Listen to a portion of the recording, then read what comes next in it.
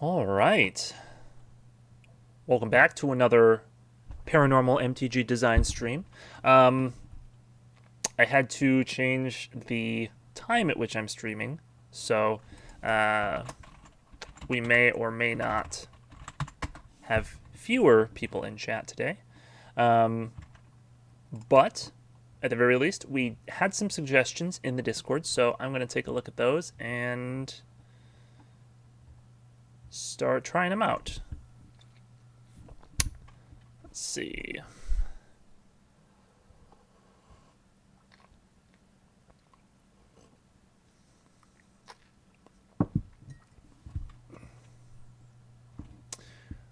Okay, we had Mothman, 4/4 flyer for 2 blue black. When it enters the battlefield, scry 3, then reveal the top card of your library. Each opponent sacrifices a permanent that shares a type with the revealed card.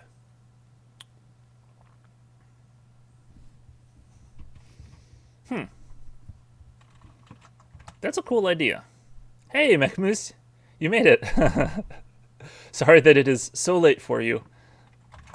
I just had something pop up tonight, so and I'm busy all day tomorrow, or I would have just moved it to tomorrow night.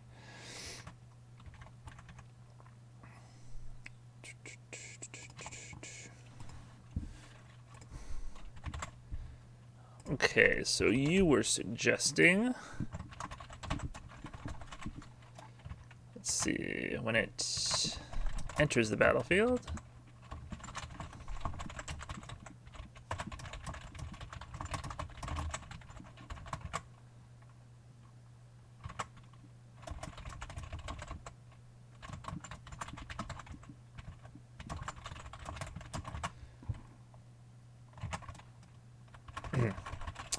so when it enters the battlefield, scry 3, then reveal the top card of your library. Each opponent sacrifices a permanent that shares a type with the revealed card.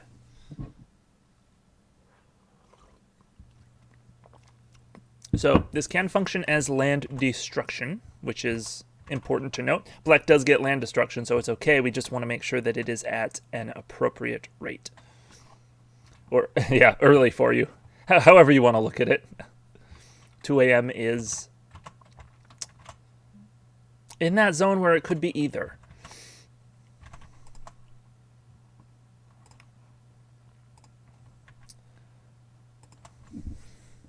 Okay, and then let's see, it was a human insect.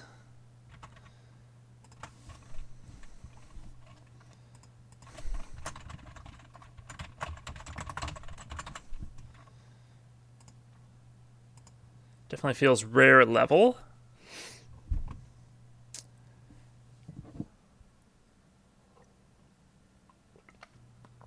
I mean, with all these abilities, I feel like it needs to be at least 5 mana. All these abilities. I mean, it's a 4/4 flyer, so 5 is generally a good rate for that anyway. And then you're getting to scry 3 and force each opponent to sacrifice a permanent, which you have some control over what type of permanent. Obviously, the big ones that you're going to want to hit are usually going to be creature or land, because land can really stunt them if they're behind on land or just have a higher curve deck. Creatures, making the opponent sacrifice a creature is generally useful unless they just have a bunch of tokens. And then, of course, if they have like a utility artifact or enchantment on the field and that's their only one, could be good too. But it's going to be less likely that you reveal that just because it makes up a smaller portion of a limited deck. Although in Constructed, you could maybe build your deck to be, a lot more capable of hitting any card type that you wanted.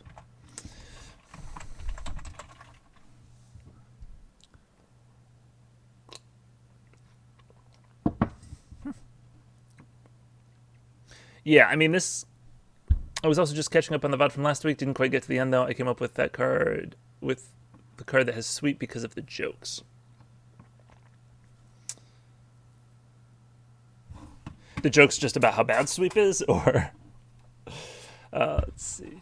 Kind of feel like making it Rakdos might be better for this, just so that making your opponent sacrificing an artifact or land would make more sense. Oops. Yeah, I think Mech said that the blue was because it's scry 3, which feels very... scrying large amounts tends to really just be blue. Any color can scry, but usually they'll just get 1 or 2. But we can probably workshop that, change the number, or make it surveil even. Because black can surveil, I think. Black had a high surveil number in Guilds of Ravnica.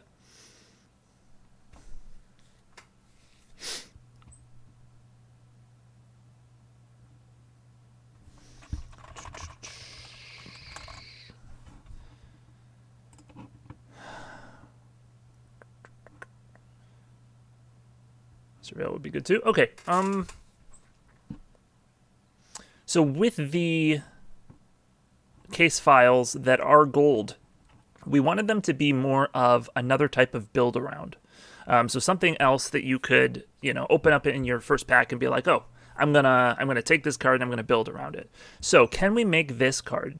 I kind of like this design. It's fine as is. It's interesting because while all the components have been on various cards before, I don't think we've ever seen these abilities like line up like this, to just like reveal the top card of your deck and each opponent sacrifices that. So that's a cool idea. Is there a way that we can make it more build aroundy, or do we just want to make it like a solid card and the build around is just I'm playing these colors so that I can play this really good card?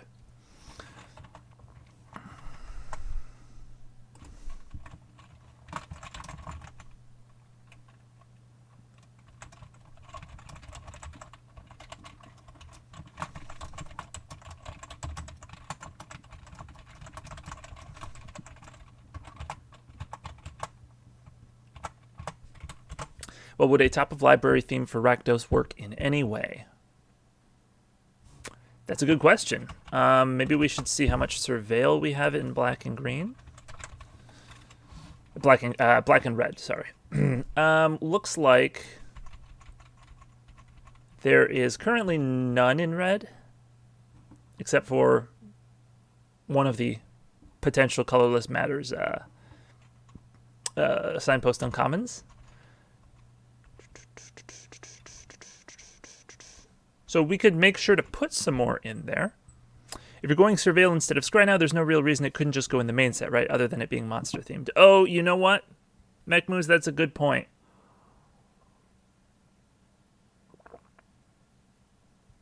Right, because even though it is currently monster themed, I mean, we could theme it as whatever we wanted.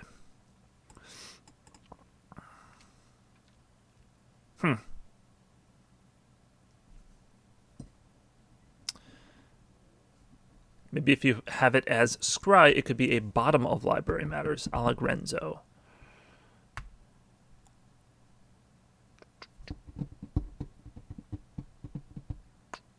Yeah. It's interesting to me that Grenzo, being black-red, cares about the bottom of the library, because blue is the color that does the most scrying. So I've designed a couple of bottom of library cards matter, and they're always at least partially blue. Top of card of graveyard. Yeah,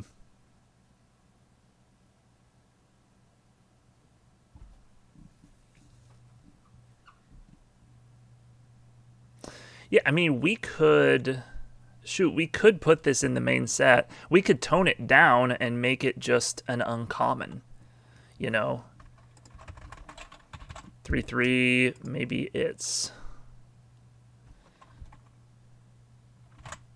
mono red. Well, mono red doesn't tend to get as many flyers. They do, but I like to try and stay away from it when possible. I don't know what's going wrong with this that it won't let me change the rarity. We could bring that down. Does it fit with the draft archetype of the colors? Black-red is aggro, so kind of.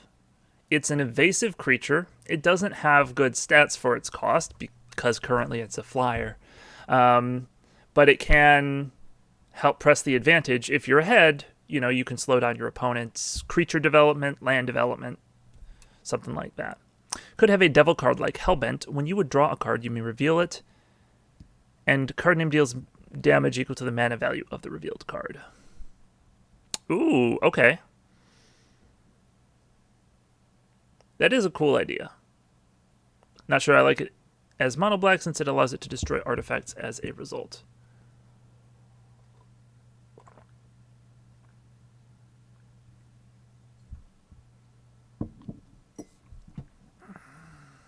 It's a good point. We don't necessarily have space and gold in the main set. Still an edict rather than direct removal. Yeah.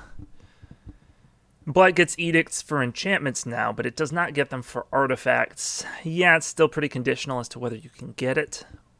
But it's a good point that black shouldn't really be able to destroy artifacts that easily.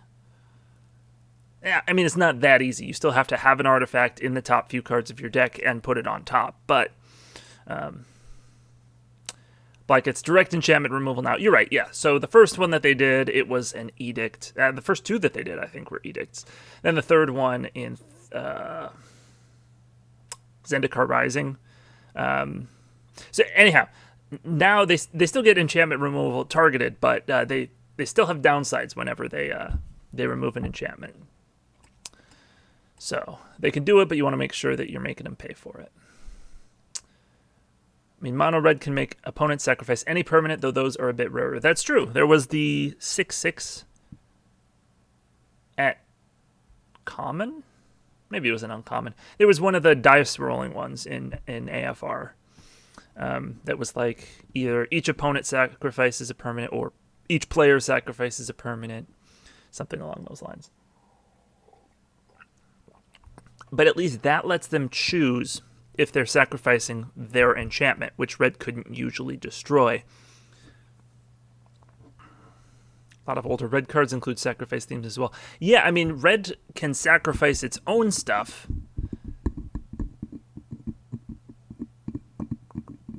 But can it make the opponent sacrifice anything reliably? So I guess with this being black-red, that is a good color pairing for it because black can destroy lands, enchantments, creatures, and planeswalkers. Red can destroy lands, artifacts, and it can destroy creatures. It usually does it in the form of damage. So when you overlap them, you can destroy any permanent type. So it's a good combo for it. I just don't know that we have that much room for gold cards, but maybe there could be a card in the set for red to edict an artifact and or land.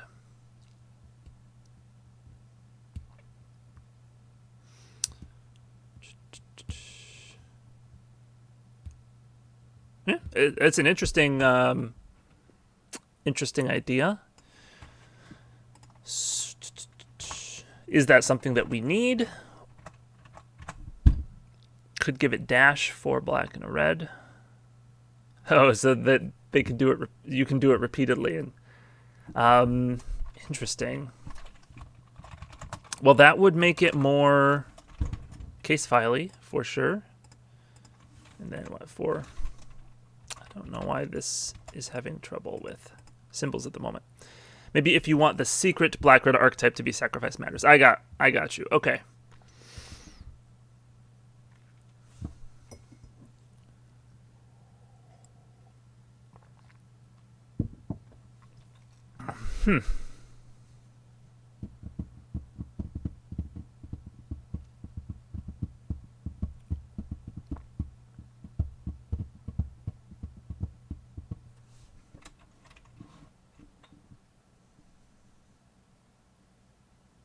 That's kind of a cool idea. I like the idea of dash on this. So that puts it back in the case files. If it's repeatable, you probably don't want to dig 3 deep. That could be a lot of value destroying land every turn. Yeah, I think I agree with that. 2 deep is probably fine. It gives you a bit of selection without being too value heavy. I mean, if you are getting a lot of value from surveilling a bunch, you know, you can't both be like getting value from playing this repeatedly and playing the cards that you're surveilling into. So it's probably not a huge issue, but I think Surveil 2 is probably a bit of a safer play. Want it to be an ETB or maybe even an attack trigger. Yeah, if it's dashed, it could be an attack trigger.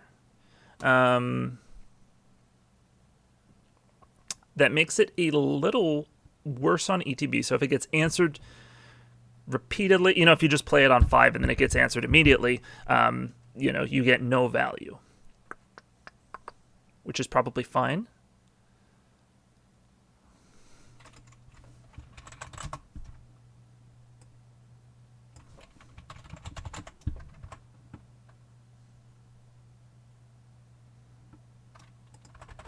At that point, since it's only when it attacks, it could probably be a 4/4 again, potentially.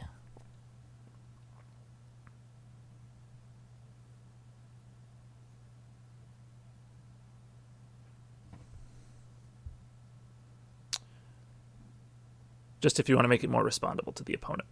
Yeah, that could work.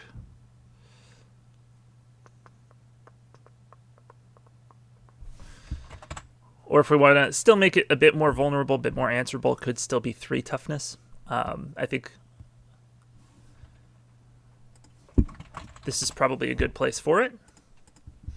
And so then, yeah, we were talking about potentially the secret black-red archetype being making your opponent sacrifice a bunch of stuff.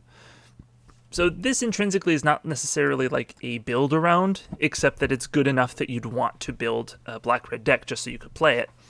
But it would get better if you can make them sacrifice a bunch of stuff, like if you're compounding the sacrifice. So we could put cards in the set that make the opponent sacrifice a bunch of things, and then you use them with this, and you know, it gets harder and harder to choose which thing you're going to want to sacrifice if, you know, you have to keep doing it. Attack triggers work better with the aggro theme of the main set. Good point. It's all about raid. Well, red and green is all about raid. So yeah, I think attack trigger is a good idea here.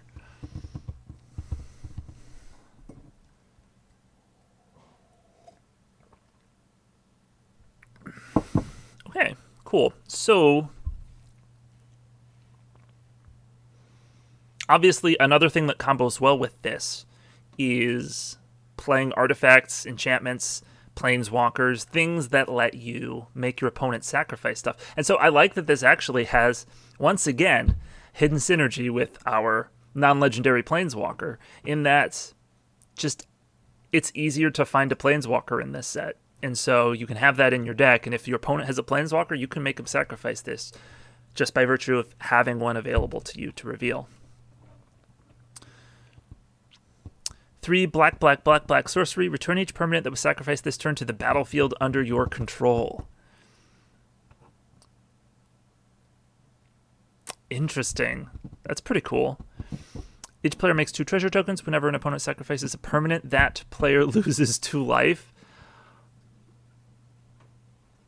That's a really cool design. I like that. And it's an enchantment. So I guess it could be an enchantment or a creature. Okay, so that feels like a main set sort of vibe. Could be an artifact. Oh, that's a good point.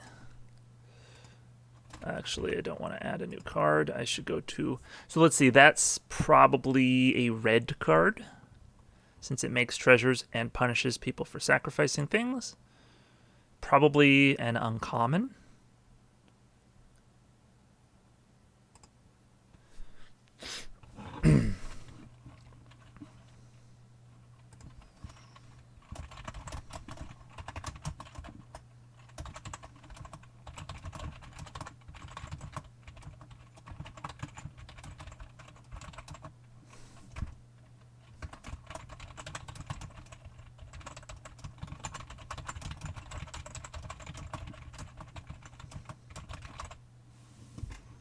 And that's a good idea, because this is a build-around. This is kind of a build-around, making the opponent sacrifice stuff. But it's not something that you'll have like a lot of options for in the main deck. whereas or in the main set. But if you do get Mothman, then that combos well with it. So it does sort of make Mothman a build around. Also, if you can get this card, probably wants to be about 5 mana since it refunds you as well.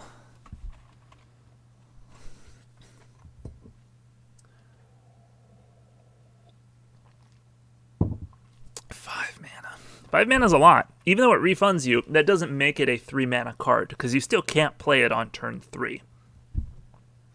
Unless you've ramped already, I guess.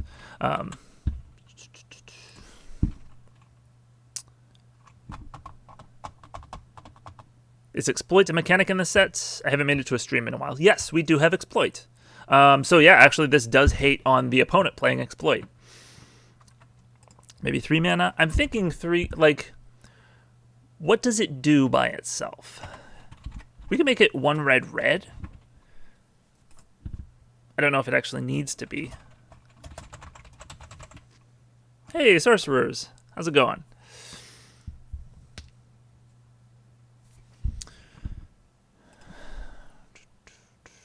It does refund you, so I guess if you play this on turn 3, you get 2 treasures, and then on turn 4, you have access to 6 mana.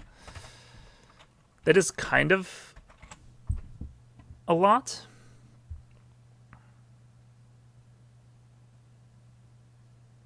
So it doesn't by itself deal 4 damage to the opponent. What we have is when the opponent sacrifices a permanent, they lose 2 life. So they have the option to ramp and lose 4 life, but that's up to them. You don't get to decide if it's dealing them the damage, I guess, is why I'm not necessarily factoring that part into the cost. Now, I mean, you want to factor in this ability with all the stuff that you have available to you that could make them sacrifice stuff, like Mothman.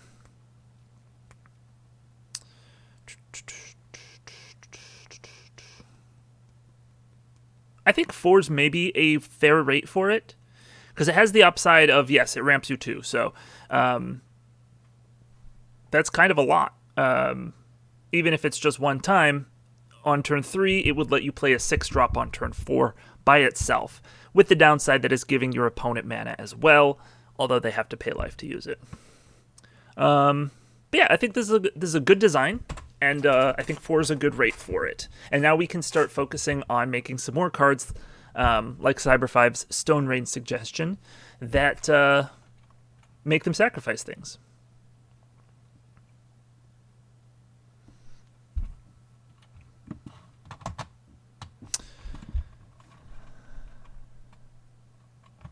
All right, Wynn suggested a box with spikes protecting the money. That's kind of fun. Although that was for an artifact. We could make it an artifact.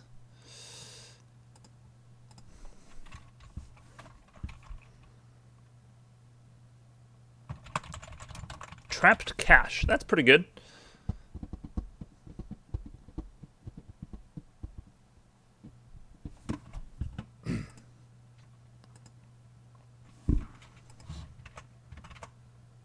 Cool. And it's an artifact spell in a life savings. That's funny.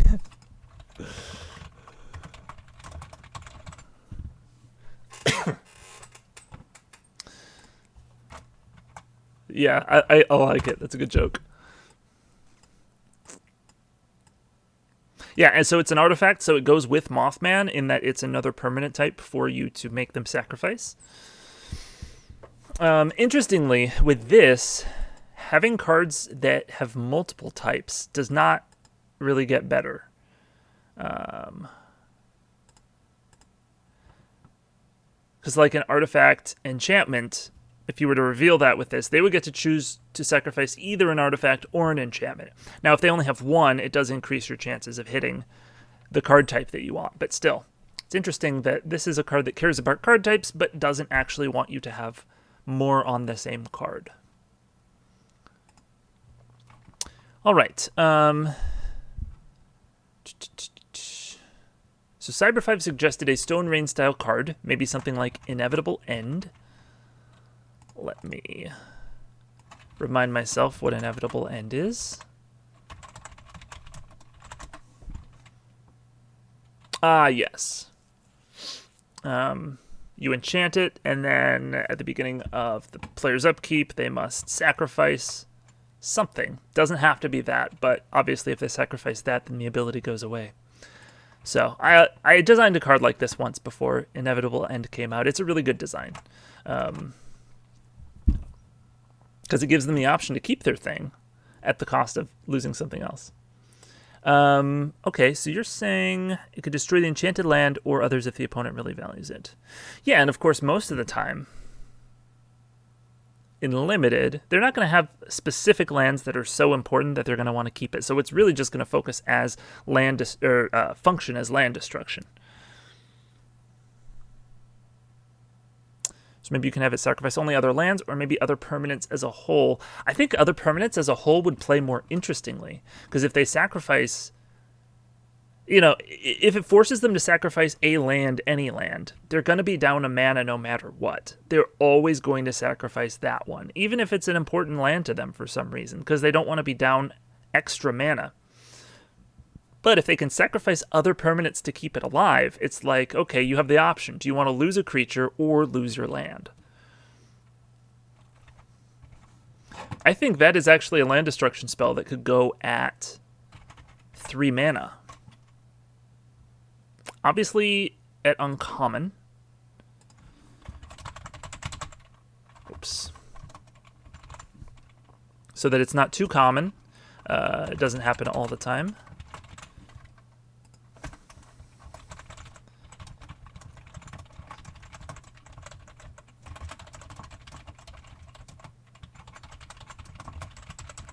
So just something like that.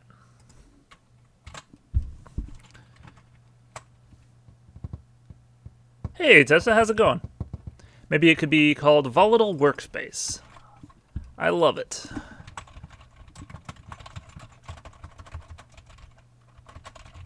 If you're not blowing up your lab, you're blowing up something in it. 1 red, and let the aura hit artifacts.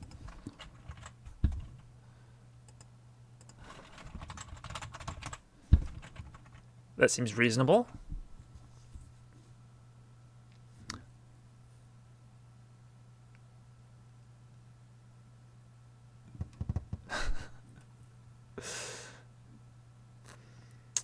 Wynn suggested, what about an enchantment that gives the land fading? That's interesting.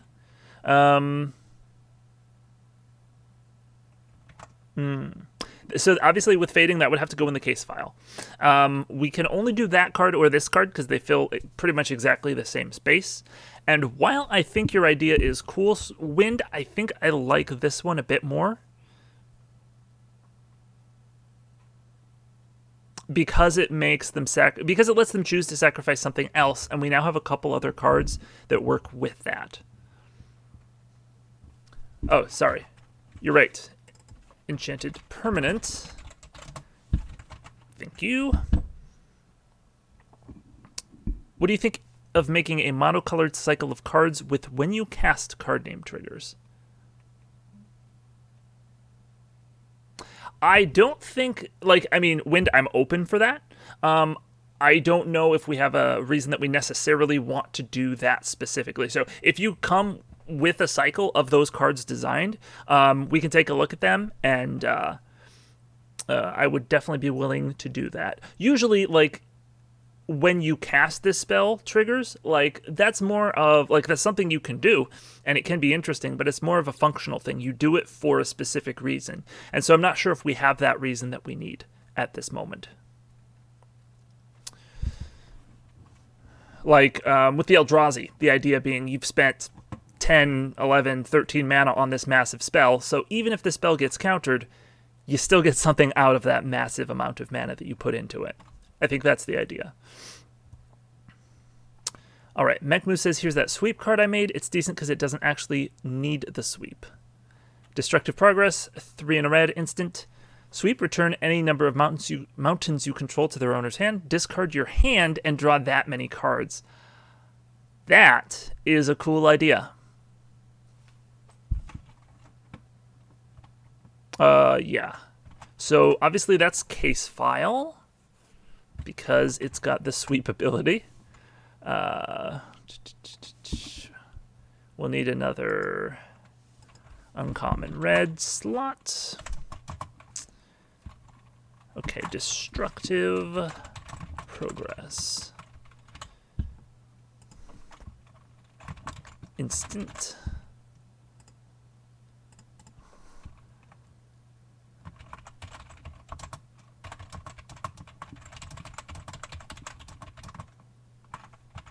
Okay, I need to take a look at how sweep is worded. Okay, it's all together in one ability. So return any number. Why don't I just copy this?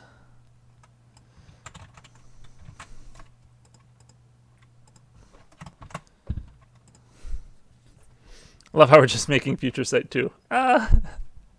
Maybe?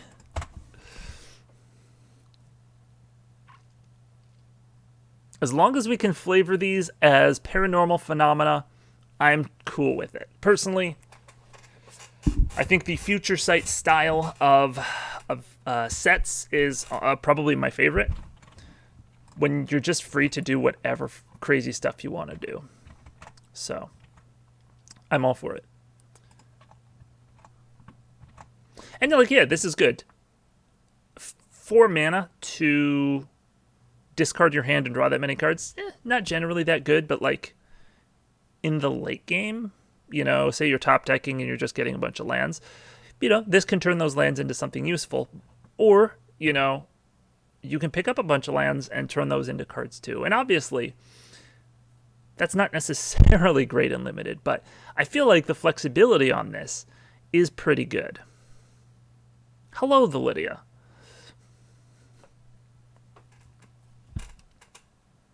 All right, and then let's see. Sorcerer's asked if Reality Acid could hit lands.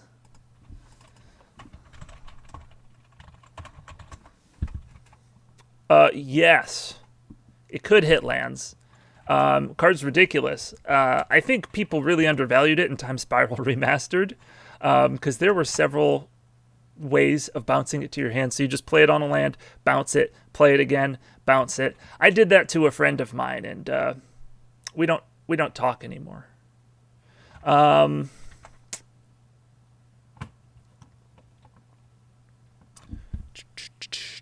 Okay, maybe another hidden archetype, perhaps for white-blue, could be Exile Matters. Like maybe caring if a card went into exile this turn. Well, white-blue does tend to care about that, so I guess we just need to design a good card for that. Something interesting, case file-y.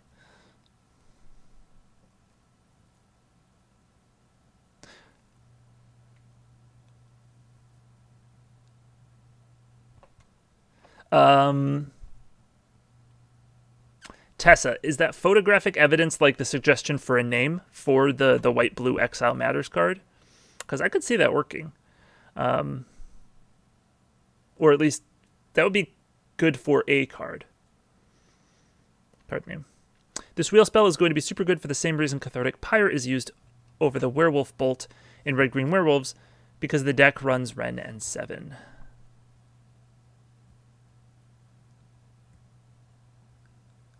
Ah! Fire, that's the one that can deal 3 damage or rummage 2. Interesting.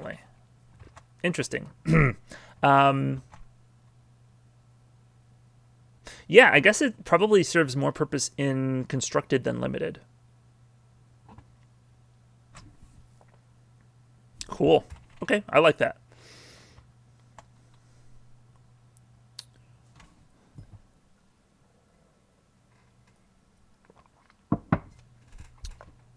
Okay.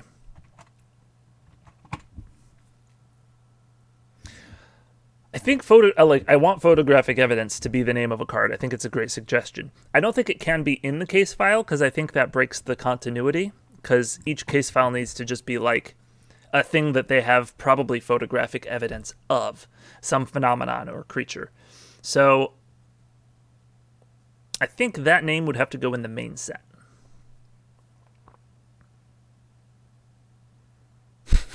Wheel in the Sky, red enchantment.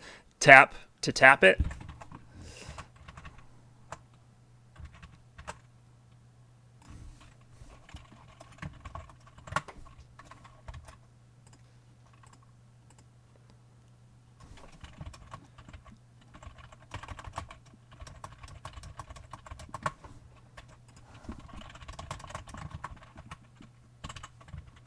Beautiful.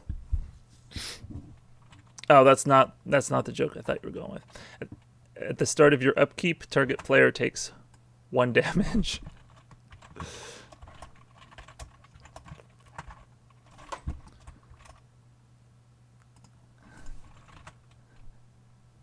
That makes a lot more sense, Make Moose. There we go.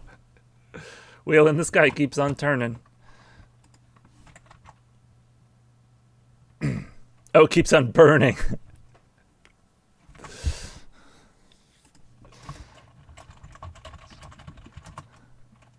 That's 1 damage. I mean, that just kills whoever's at the lowest life total.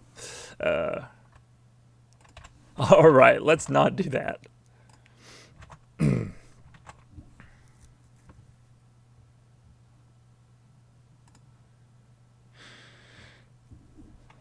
Okay, so let's see. I know we had a suggestion from sorcerers for 2 black-red sorcery, destroy target creature or destroy target land.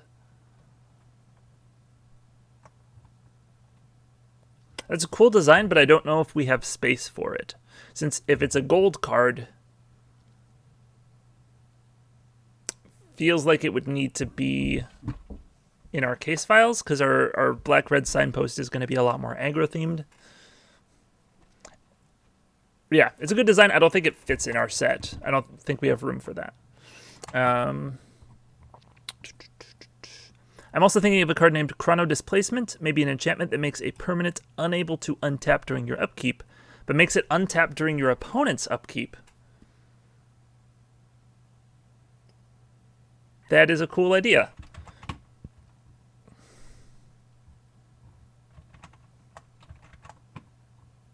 Okay. So what, like a blue uncommon?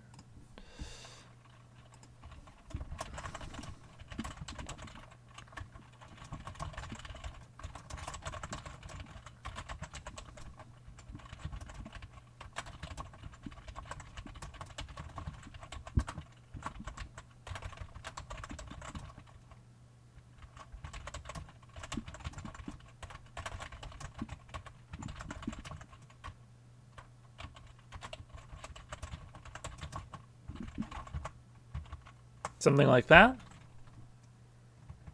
Yeah. Obviously, it's much better in multiplayer. I don't know how much it does in 1v1.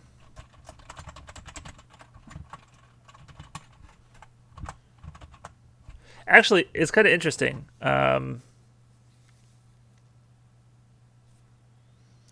This would beat a blue tap-down aura. So if somebody puts, like, you know, a claustrophobia on your creature, enchanted permanent doesn't untap during its controller, or enchanted creature doesn't untap during its controller's untap step. You put this down on it, it doesn't untap during its controller's untap step, but it does untap during the opponent's untap step. So then you'd still be able to attack with it on your next turn. And it's pseudo-vigilance. That's a good point. You can both attack and block with the creature.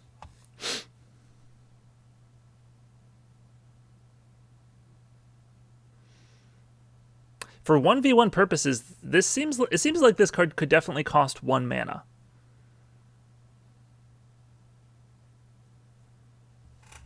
In multiplayer formats, it obviously gets better.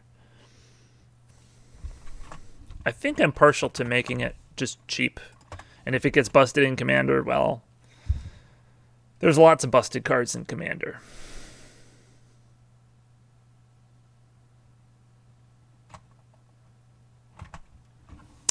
Chrono Displacement. That's a cool name. Very flavorful for this.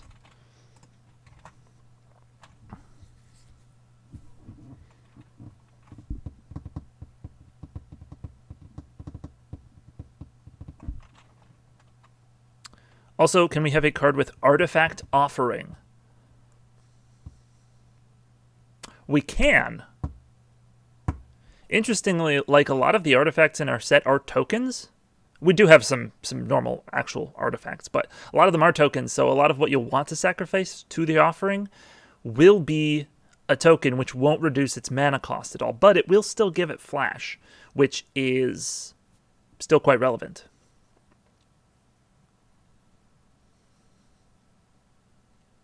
Or maybe Treasure Offering. I think I like Artifact Offering better because it at least gives you the option to reduce the cost. Let's see. Target player, creatures you control no longer untap on your untap step. They instead untap in target player's untap step. Ooh, yeah, so you could make this like a curse, enchants a player, and affects all of your creatures, all of your stuff.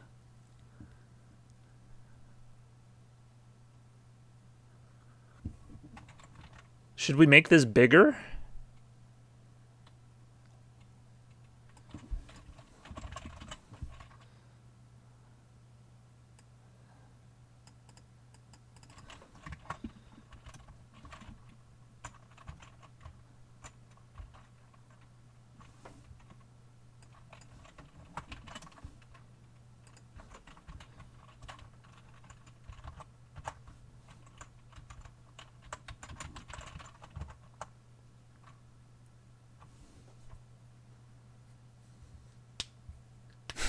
Mana Offering, that's how spells usually work. Beautiful. I'm fine with this being on only one creature, honestly. Makes it simpler. I agree, it makes it simpler. Definitely could be interesting. I mean, this version of it is definitely like rare level effect. And probably more like 3 mana. I'm not thinking through all the ramifications of this. First of all, it's very confusing. But I'm sure that there's some powerful stuff you can do with it. If you target player, instead it isn't too strong in multiplayer, but can have more power in single. Yeah. It would give all of your creatures pseudo-vigilance. And immunity to claustrophobia effects. Which means either way, we probably want this. Well, either way, I think we're including this card, so we probably want a claustrophobia effect that it can beat. All right, let's just go back to the old version. I like the idea of the bigger version, but let's just keep it simple for now. Will probably be very good in draw ghost style decks. Yeah, it's a good point. It lets you keep up mana on the opponent's turn always, right? Yeah, because effectively what you're doing is you're spending mana from your previous turn every turn.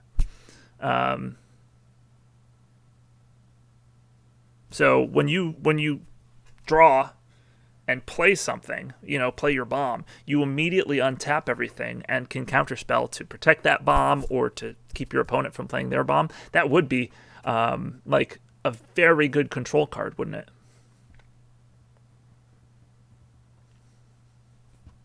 Which actually makes me more partial to doing it.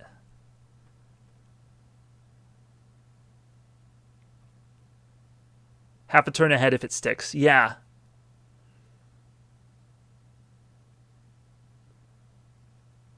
I like the idea of this single target one, but I think this one would be a super cool rare.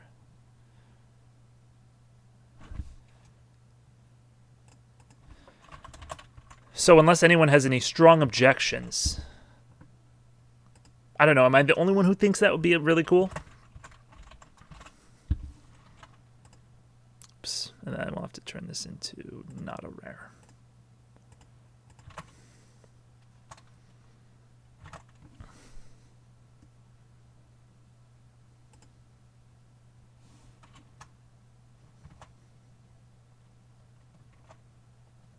Or we could make it actually a curse and put it in the case files. Stairs in Five Fairies, stairs in Wilderness. Oh, is that pretty much just wilderness reclamation? Hold on.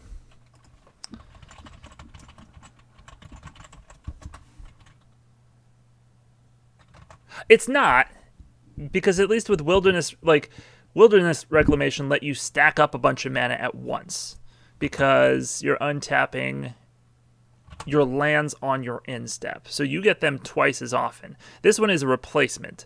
So you only get your mana still once per turn cycle, but you're changing when you get it. I guess it does let you stack it up, though, right? That was sort of the point of making it like a good control card, is that you can...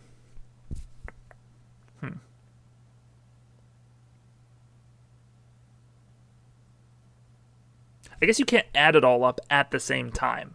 You know, if you have 8 lands, you can't tap, let this trigger resolve, retap, and get 16 mana, and then flash out a 14, and X equals 14, whatever, Kraken. Hydra. Hydroid Krasis, there we go.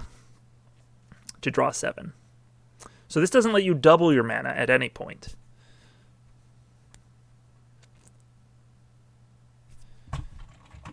Thank you. Permanents you control, that makes more sense.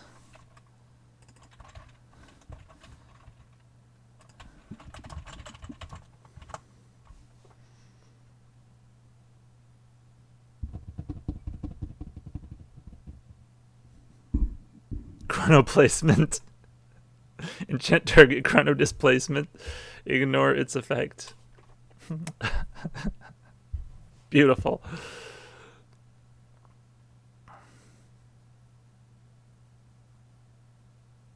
Hiding in the ranks. Claustrophobia in white. Doesn't untap as long as they control another creature. All right. So we're getting full on into, like, we've moved from Future Sight to Planar Chaos. Color shifting stuff, and I like it. Born in the wrong decade. Enchanted player is really annoying. Well, then I must have that enchantment on me.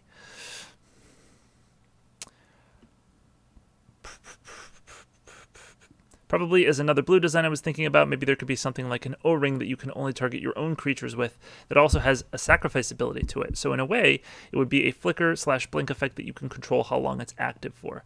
That is a cool idea.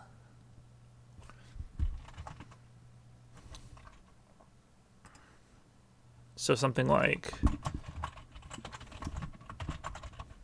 Actually, Protection Shell probably isn't a good name for it, because it won't have protection, will it? All right, let's find O-ring. Actually, Fairgrounds Warden? Or I guess Banishing Light. Whatever, one of the newer O-ring effects.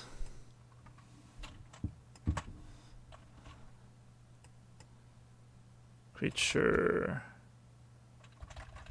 you control until card name leaves the battlefield, and then, yeah, like pay.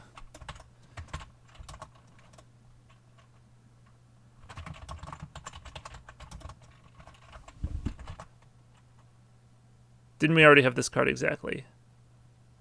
It feels like the suggestion feels familiar, doesn't it?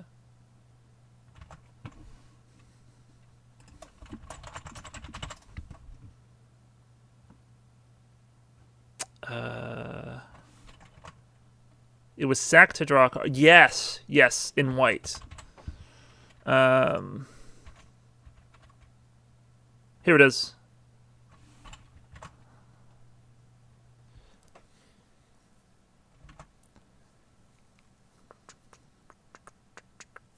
So this was exile anything until it leaves the battle, any non-land permanent. So it wouldn't be just yours. And it's not flash. So you wouldn't be able to use it as protection on your thing, but you would be able to use it to remove an aura or reset an ETB or something like that. And people told me that this should probably be only a sorcery speed, and I said that's probably correct, but I don't want to, and I never did, but I should.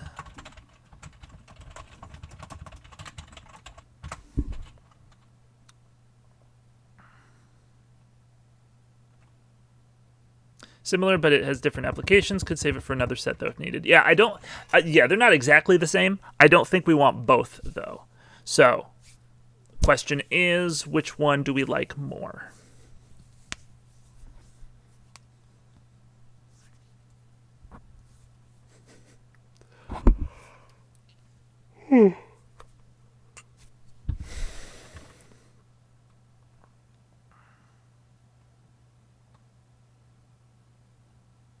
I mean, we could give it flash. Would it be 5 mana then? Potentially. Just because it has so much utility. Whichever has better synergy for the set, I suppose. I mean...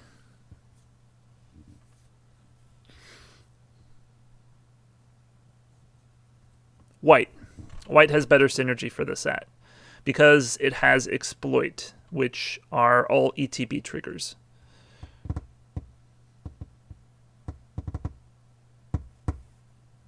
So you could reset those with this.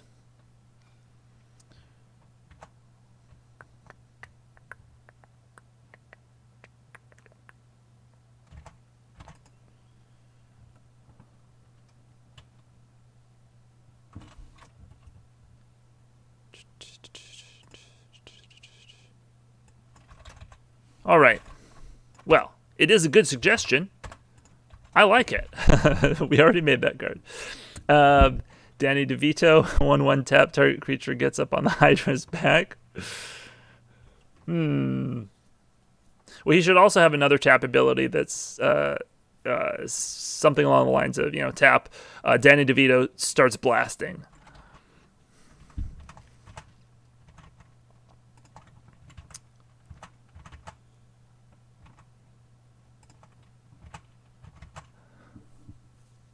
Okay, and then I know I missed a suggestion a little earlier. Ah, yes, Mechmoose suggested the Hiding in the Ranks ability. So, at common, do we have any tap-down auras?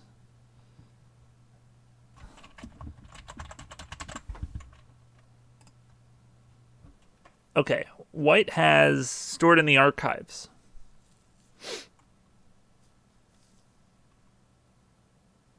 Which is Pacifism aura. Currently, it's pretty important since it's our... I mean, we could change it. Currently, though, it's our Garth land. White Garth spell.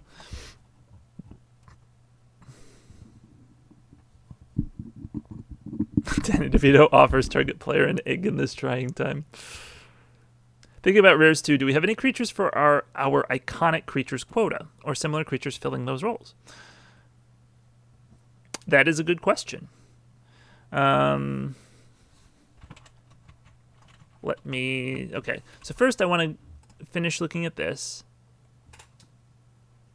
Okay, so our white lockdown aura is a pacifism. Our blue lockdown aura turns a creature into effectively a morph creature.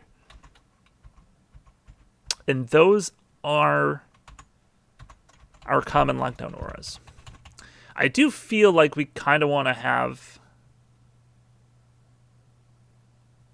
a lockdown aura for Chrono Displacement to beat. Although I guess it's a bit less important now that it hits all of your creatures. We have a demon.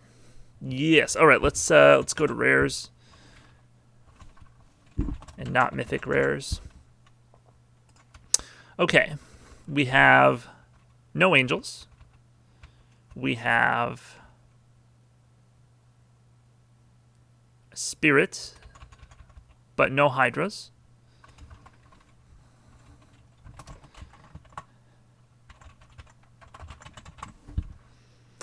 We have a demon.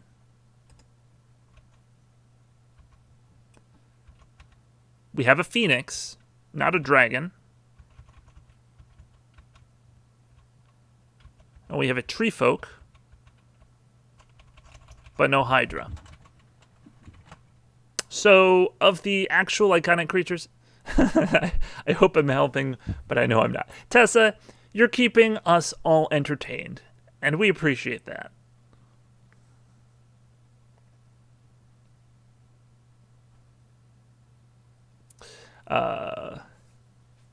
Maybe for a strange hydra, it could be like the reverse of one. One head, many bodies. That's hilarious. Just print a changeling, that means all the quotas.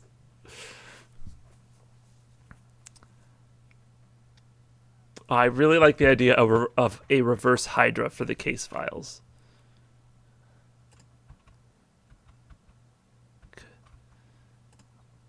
Let's see, RGO4 probably. 5, I guess. Reverse hydra. How do you do a reverse hydra? So does it start huge and then it gets -1/-1 counters?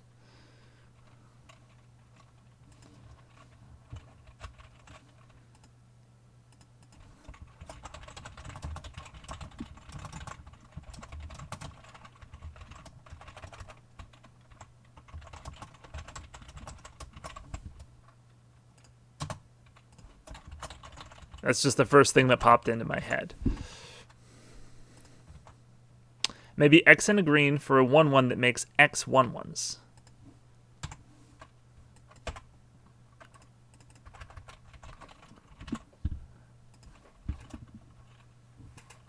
Okay.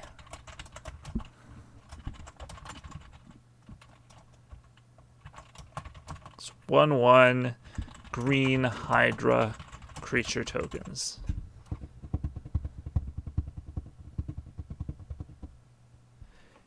Each time you cut off a body, 2 more bodies take its place. It needs +0/+1 counters on enraged triggers. Oh no.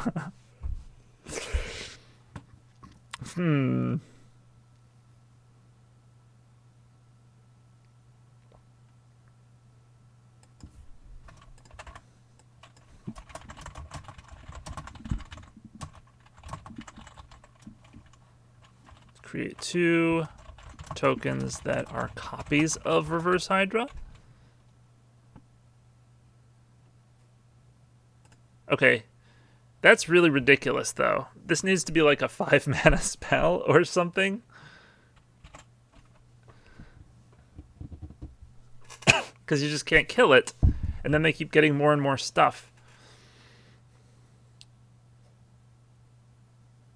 Or hear me out, it has Defender and sacrifices itself in your end step, stopping the endless pain.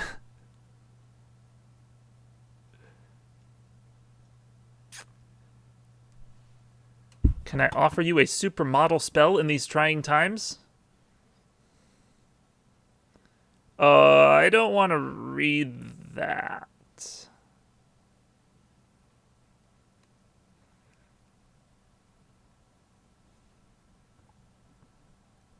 Ow, my brain hurts. The resulting card text must make sense. I mean, I've seen the way some people design cards, I tell you what. I don't know that this is something we can trust players with. If Reverse Hydra would enter the graveyard, place it back under your control and create 2 Hydra body tokens. Sacrifice X body tokens and exile Reverse Hydra. Exile Reverse Hydra.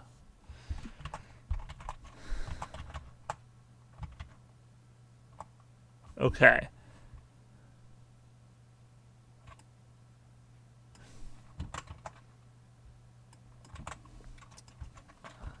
If card name would enter the GY, place it, let's see, return it.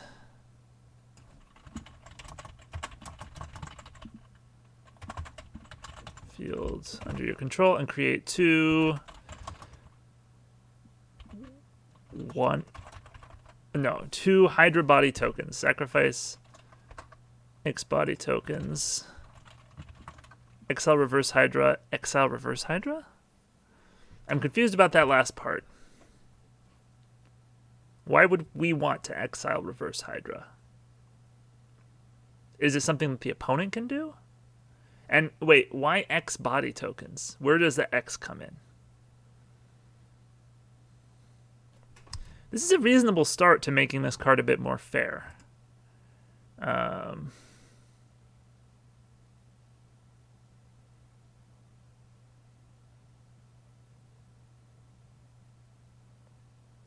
Exile reverse Hydra for effect. Oh, gotcha. I had no good effect ideas, so I made a joke. Okay. I know you like to make jokes, but this one seemed like you trying to make the card better for real, so I just wanted to make sure I was understanding what was going on.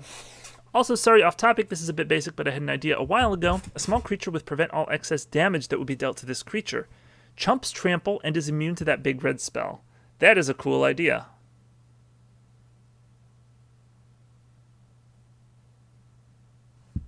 What color is that? We can make it a Death Toucher.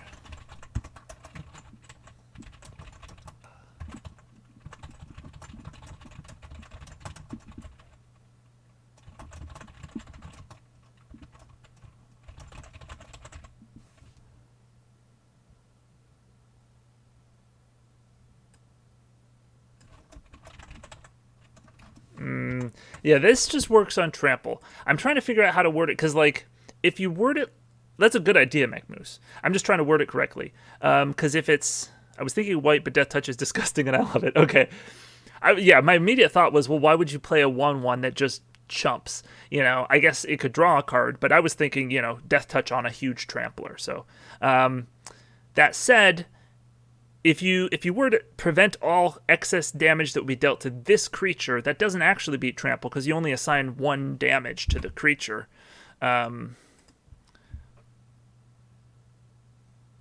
We could give it infinite toughness, but when it takes damage, sacrifice it. I mean, that would prevent excess damage. But that would probably be a bit more confusing than finding a good way to word it.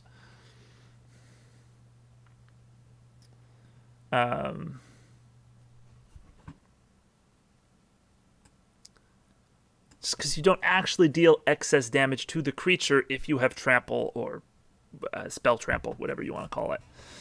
So just wording it as prevent excess damage would not work.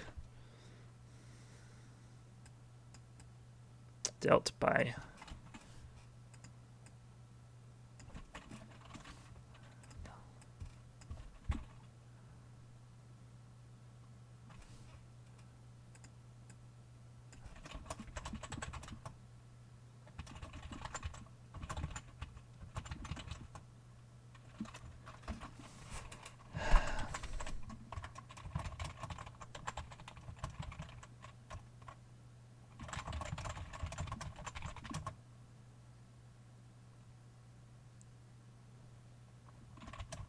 Maybe we could word it like this. It doesn't actually work that way, but I can't think of a better way to word it.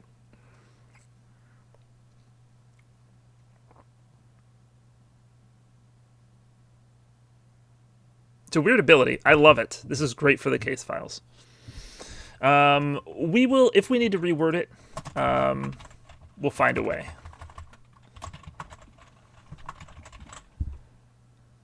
A creature with infinite toughness plus Watley Sun's Heart or other similar effects. Sheffield. Yeah, I knew there were good reasons not to actually go with infinite toughness, but dies when it takes damage. And rage, destroy this creature.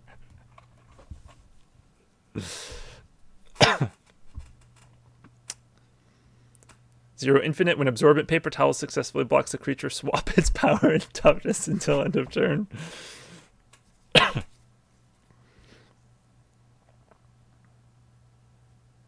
Interestingly, the way that's worded, it does not beat tramplers at all. Because when it blocks the trampler, you swap its power and toughness, then the creature dies, then the trample still goes over because there's nothing in its way anymore.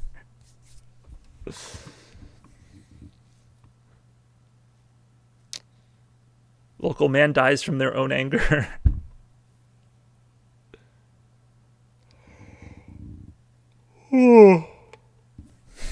All right. That was a good suggestion. I like this design. And then, what was I on before this? Reverse Hydra.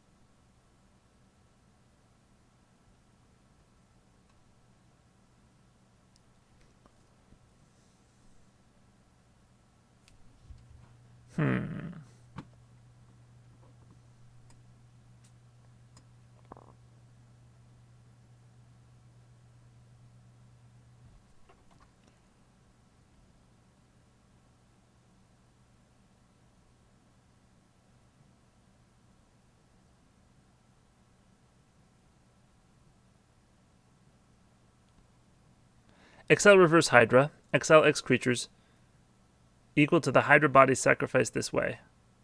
Ooh. Well, that's not something mono green can do.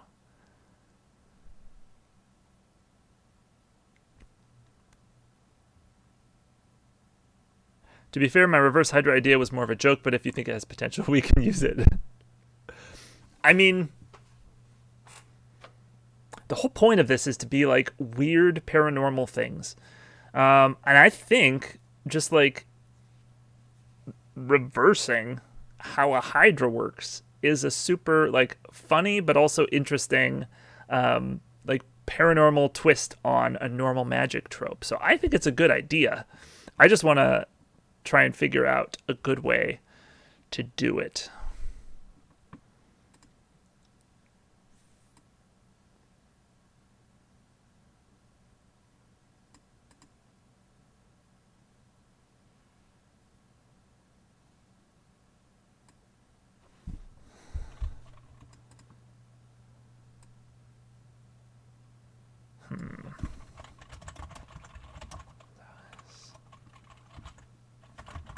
Create 2 tokens that are copies of it.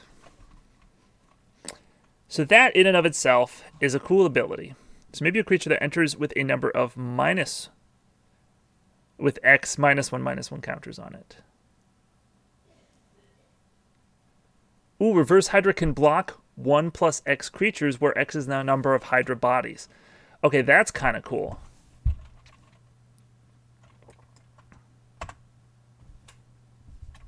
Okay, so there's a couple good ideas here.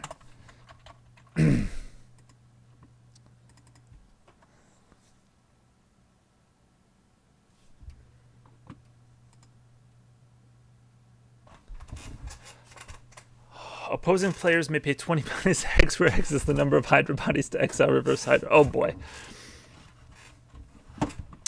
And Cyber, yeah, that makes sense. 10 -X -1/-1 counters. Okay.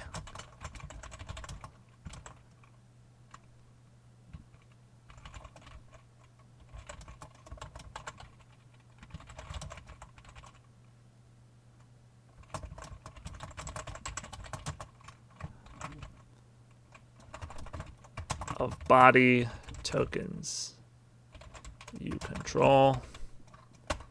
Okay, let's try Tess's idea.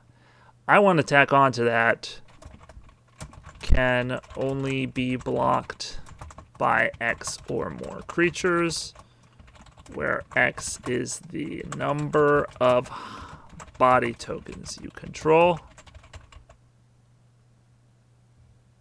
It's a lot. Is it going to be worth it? I'm on my copy, so maybe I'll stop misspelling things. Never. So then we do want this to actually be large, right?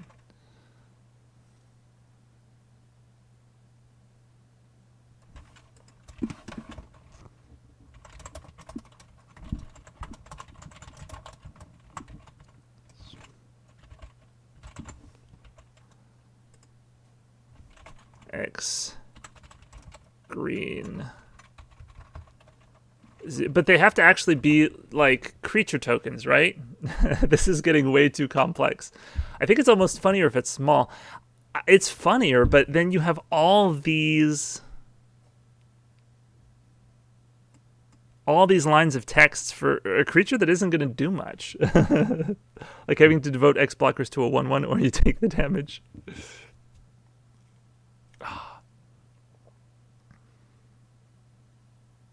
This is a lot. All right. That's going to take some work. Let's try the -1/-1 counters thing. It does seem very unfocused right now. All right. Either use -1/-1 counters or a bunch of small tokens rather than one constantly growing creature. 1/1 indestructible that can block any number of creatures. Make them body counters. Works with that horrible win con from last week. Oh, body counters. Thank you. That is so much better.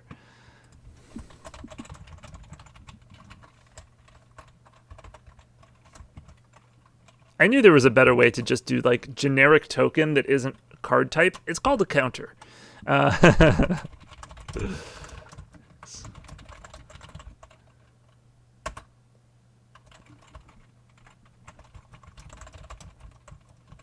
Additional.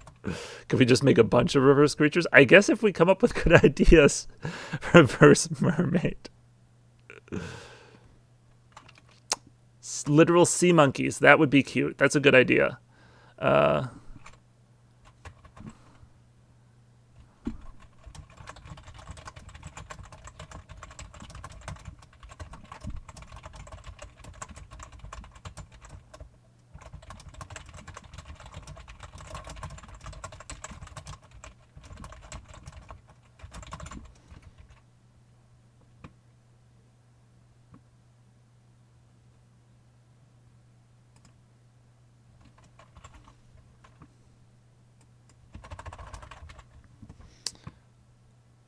Reverse Minotaur.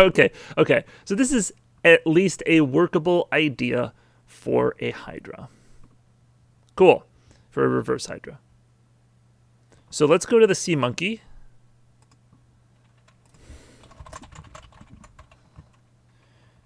Would it be Merfolk Monkey or Monkey Merfolk?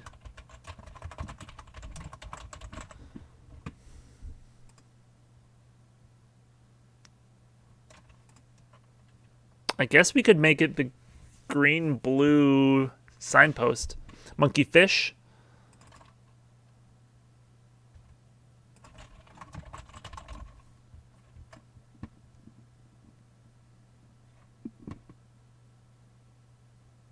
Maybe Sea Monkey can do something like tap to tap or untap target artifact. That funky monkey.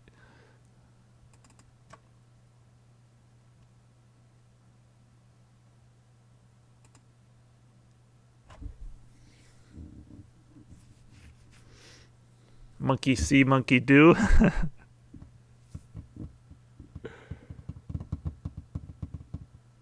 Wait, so we should have this monkey be riding a sea do? Maybe make it a 2-mana 2/1.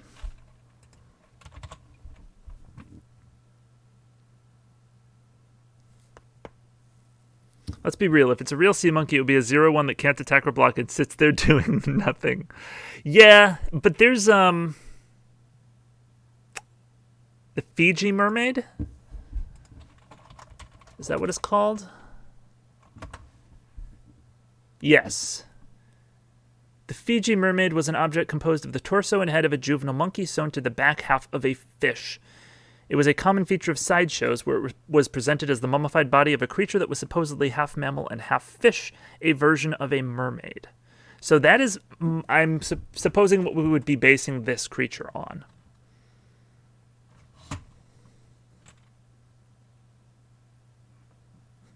Oh, that is 3 mana. I'm sorry. I think I hear 2, and then while I'm distracted, I type a 2.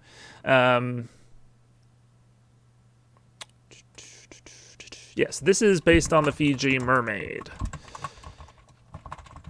Or sea monkeys. I think we can probably have it encompass the idea of both. Because, like, yeah.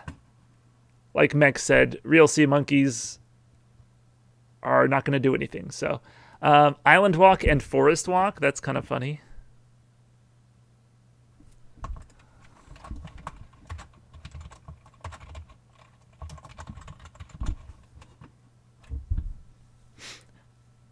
Hello, Flynn. How are you doing today?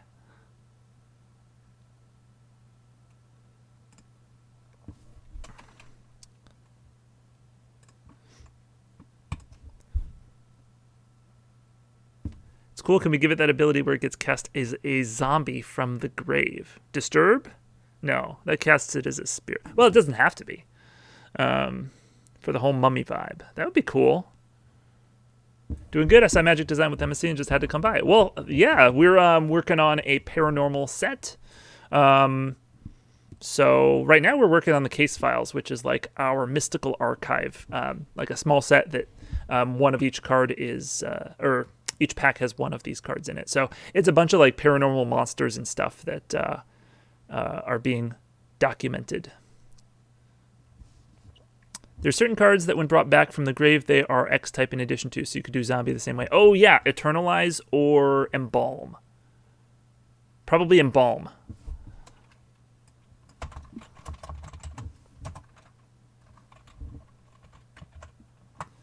Let's give it the wording so I can remember. Exile this card from your graveyard, create a token that's a copy, except it's a white zombie monkey merfolk with no mana cost.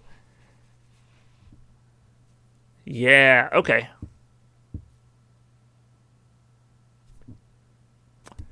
I mean, it seems like a fine card. It's 2/2/1s. They're a bit unblockable. If I remember correctly, there's a Zendikar vampire creature that when kicked returns a creature from the grave, but is also a vampire in addition to its type. Yeah. No Priest of Oblivion, maybe?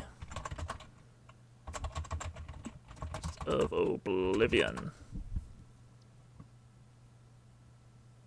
Okay, that's the card I'm thinking of, but it doesn't turn it into a vampire. So maybe you're thinking of a different card than I am. I dig it. I make my own stuff here and there. I've made 40k themed cards as well as a whole set based on a friend's D&D world. That's cool. Drawn, I believe. Ooh, gotcha.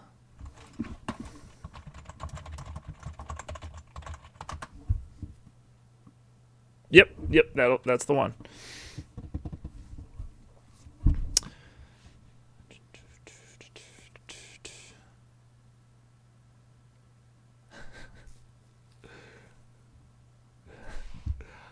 Oh, yeah, so do I need to like set up some kind of bot or something that would just like pull up a card when you type, card name, I don't know, divination or whatever? That would be a good feature to have. There's other cards that do it too for zombie. Yeah, like Rise from the Grave.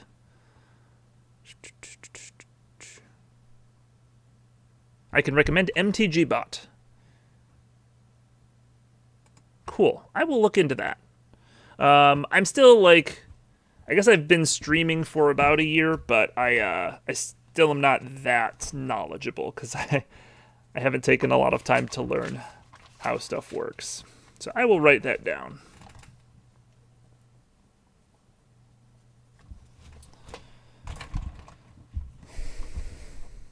Yes, I'm actually a baby. In disguise. I actually could, you can make a card out of me for these case files. You need to add it to your channel from their website, and then also go to their Twitch channel and type !add or something like that to have it come by. Cool. I will do that for next time.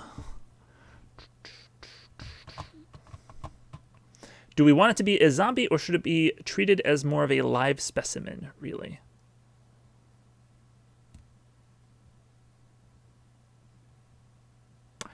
Cyber 5, I think it could be fine either way. If we assume that this is not just a single creature, but a group of creatures, You know, you could have live specimens or you could have mummified versions. So I think it's fine to have it be either one. On the topic at hand, currently working on a set with some people where we are kind of coming up with the lore for a whole plane as well as dual color mechanics, hoping to cube it when done. Yeah, shoot. I mean, cube is basically what I design all of my sets for. So I know we have a good community on here that loves to draft on. What's the site we use to draft? Oh, Plane Sculptors, or I think there's another one. While switching to my copy, did not stop spelling mistakes. You know what, Tessa? I believe in you. Someday, you will be able to spell just like me. Not sure how we might explain the embalm part flavorfully through name alone. There's probably room for flavor text if we want.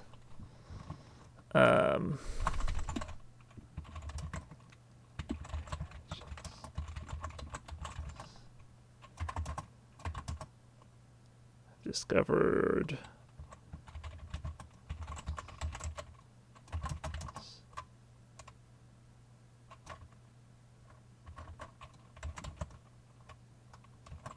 of, I don't know, whatever system we want to use, number 301.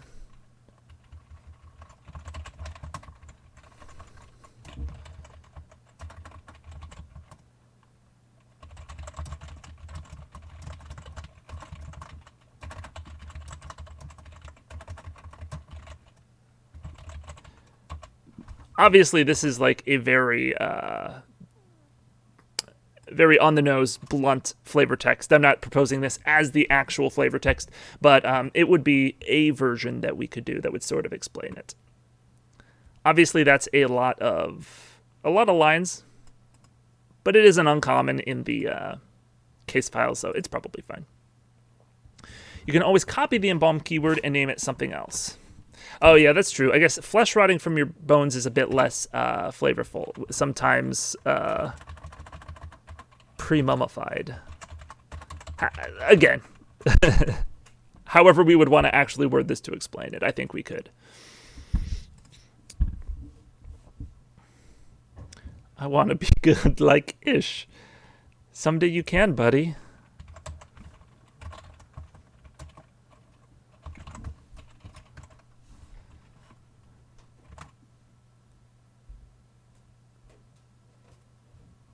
I guess it would be post-mummified, but it's sometimes already mummified. There we go, that's clearer.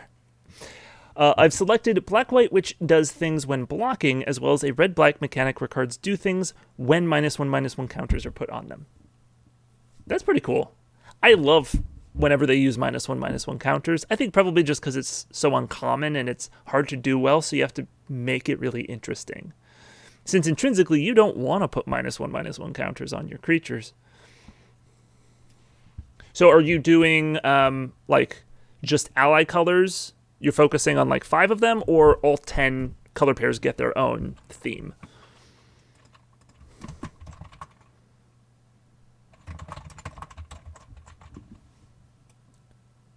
The mechanic is called bloodletting, very on the nose. Ooh.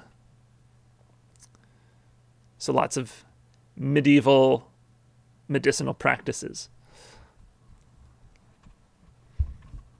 Already preserved. Oh, yeah, we can make a joke about how, ordinarily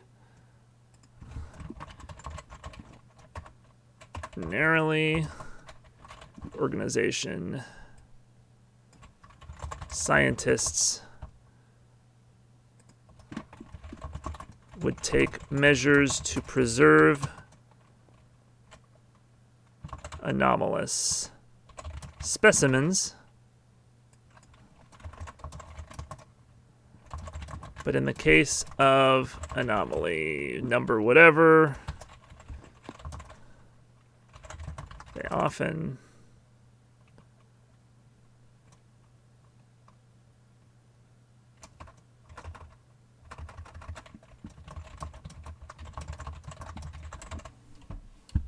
the work is often done for them. All 10, but we might split it 5-5 for balance. We're very much taking baby steps. Not even all the colors have been chosen yet. Yeah. Trying to fit all 10 into a set is real rough. Still, I think it's, like, if you can do it well, I think that's really cool. And I really wish that they would try to do that for, like, the next time they go to Ravnica. I know that they tried it with Dragon's Maze and it didn't go so well, but there's a number of factors that have changed since then that I think could cause it to be a real success. It would both change up how Ravnica usually works, making it more interesting, a bit more innovative, and it would let us spend less time on Ravnica, which is great because I don't love the plane, but that's just me. It's a co-op project. We're 6 guys at the moment. Okay. Wouldn't sea monkeys make more sense as a monkey fish? If we could flavor, I mean, I could type Fiji Mermaid, but I don't think that makes much sense.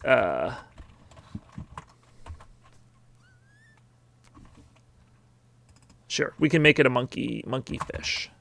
If people want. Sea monkeys. Oof, pretty sure Ravnica is the second or third most popular plane. I know it, and it just doesn't click with me. And that's why I'm, like, sad every time we go back. It's like, oh, we get to spend a whole another year on this plane I'm not a huge fan of. I think it's just because limited tends to be a bit worse when you're focusing on only 5 color pairs instead of all 10. Guilds of Ravnica Ravnica Allegiance was a bit better because they had a bunch of build-arounds that were sort of doing their own thing. And the Gates theme was pretty well done, very interesting. Innistrad and Kamigawa are more popular. I honestly think it is Ravnica, then Innistrad, then, I don't know, like, Theros? Probably not. I don't know. I'm pretty sure Ravnica is actually number 1. Innistrad is my favorite. Oh yeah, sorry, Pie Guy. I didn't mean to snap when you suggested that. I wasn't thinking about that. You hadn't been here when we already talked about it. About the name, like what this creature is based on. Somebody suggested originally that it was based on sea monkeys. I was envisioning it more as like a Fiji Mermaid, which is a real thing, so we can't use that name. As Fiji is an Earth place name, so yeah. But I imagine this would get sort of its own in-world name, so we can quibble about names later. So I apologize. Most recently, Ravnica thing was a block, except not a block. Maybe that's why. Yeah, I mean, it was also a bit frustrating because, they were changing around how the sets worked. You know, how many, like, originally they changed it to be, now they're doing 2 blocks each year. Each one is 2 sets. And then they changed it to be, okay, now we're just doing 4 separate sets, one core set and 3 that are whatever, no more blocks. And then the literally first thing they did was it's obviously it wasn't quite a block, but it was pretty much another Ravnica block. So I was also disappointed. I was like, I thought we were going to get a bunch of different planes and worlds this year. So I like Ravnica, but the limited formats are a bit too structured. I'd rather see like a 3-color Ravnica set where you are encouraged to mix the guilds. Yes, I agree. And while, again, Dragon's Maze had a lot of problems, I really admire the attempt, and there were a lot of good things about that set as well, such as you were encouraged to mix the guilds. You had the fuse cards that were 2-colored on each side with 1 overlapping color, so they were 3-colored. You had just a bunch of fixing. Yes, people really got tired of clue stones, but still, it was a lot more open with what you could do.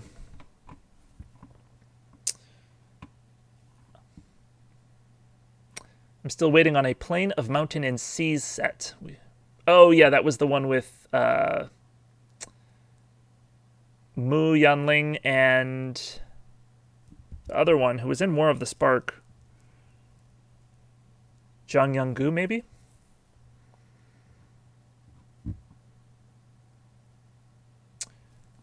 Ooh, quick Google revealed something super creepy. You have to remember... Oh. What was the creepy thing? You have to remember that sets are designed way ahead in time. They had that in the pipeline, so the announcement was probably just mistimed. Yeah, that's a good point. And, you know, like, I don't expect them to ever get, like, everything perfect. You know, there's going to be mistakes. It was just a bit disappointing, you know, for me to... Because, honestly, I know that there are some problems with it, but I love moving to a new plane every set. Or, you know, on occasion we'll get, you know, 2 Innistrad sets together. That's great because Innistrad's my favorite plane. But I just really love bouncing around new sets every time. You know, you just get to see a lot of new worlds, a lot of new stuff. It's very interesting to me. So personally, I'm a big fan of the change to no more blocks, just whatever set we feel like. I think as with set design, you know, when you do a lot of future sight stuff like we've been doing, when you don't restrict yourself as much and you can just do whatever is good for the set, I think it makes it a lot more interesting. Oh, the Fiji Mermaid. Yeah. Okay, cool. All right. See you later, Flynn. Thanks for stopping by. Appreciate it. I have no clue who the human is. All I know is Mo is the good pupper. Yeah. They were both in War of the Spark? Oh, I didn't think Mu Yanling was. I think she was in M20, maybe? I don't think she actually got a card in War of the Spark. Maybe she was there, though. The plane is based on classic Chinese literature and could have things like Wukong and Journey to the West and all sorts of weird things. Plus, the global series gave us that completely underwhelming, not legendary white dragon. I don't know what dragon you're talking about. I'll have to take a look at that. Let's see. Set GS1. Ancestor Dragon. 5/6 for 6. Flying. Whenever one or more creatures you control attack, you gain 1 life for each attacking creature.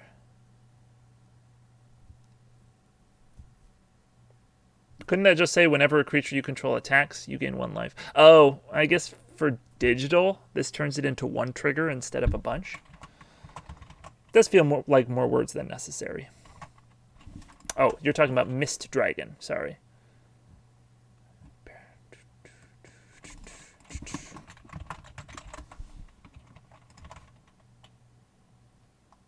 Oh, no. That's Tessa saying Mist Dragon. Okay, there's only 1 dragon. That's the one I was talking about. It's total. Oh, it's dumb because it's not legendary. Gotcha. Read the flavor text. It is said that Yinglong gave birth to the Qilin and probably Qilin and the Phoenix, and after them all the hairy and winged beings in the world. Thus, it is known as the Ancestor Dragon.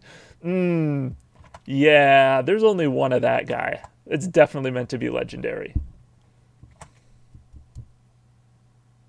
Separate triggers also function slightly differently with cards like a Johnny's Pride Mate. That's a good call.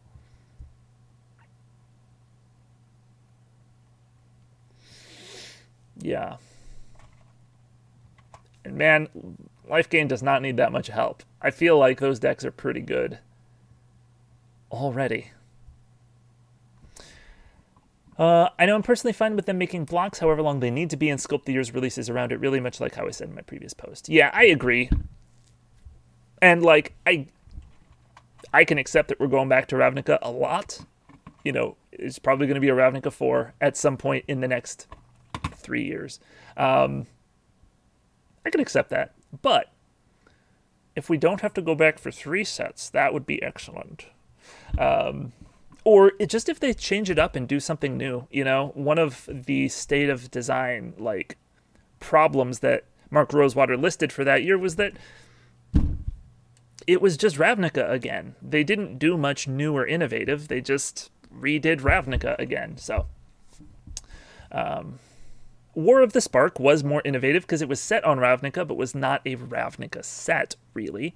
It wasn't about the 10 color pairs, although each color pair did have more signpost cards than they usually would. It was a lot less focused on being guildy. I'm a fool. We need a reverse centaur card. Okay, yeah, we've been on this reverse monkey or fish monkey for a while.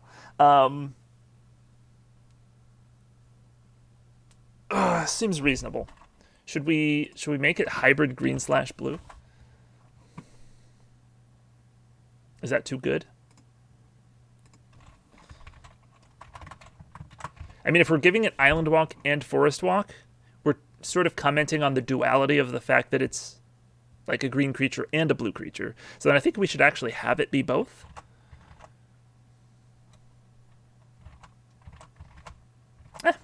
If we need to figure out space issues, like if we can make a multicolored uncommon in the case files later, we'll figure it out. Let's just make the cards the way I think we think they should be, and I think making it hybrid makes some sense here.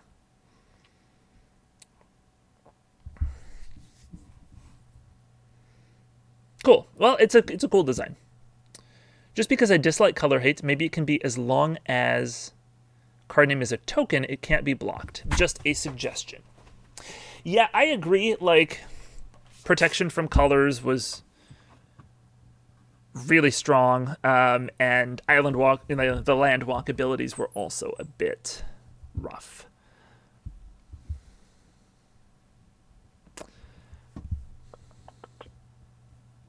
Yeah, I feel like the Island Walk and the Forest Walk are more important on this card because they it's sort of flavorful. It's both a monkey and a fish. It can swim through the seas or swing through the trees.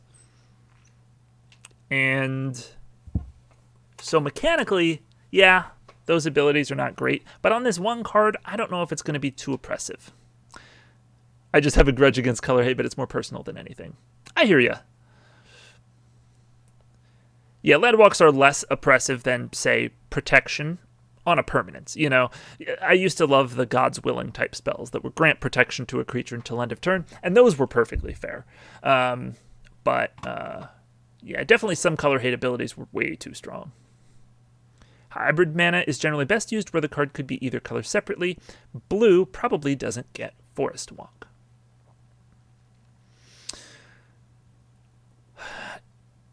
You're right, but it would be a bend, because blue can just get unblockable. And Forest Walk is less powerful than unblockable. I mean, we could make it green and blue, but that just felt like it would be too hard to even cast and not a good enough card to be focused on trying to run both.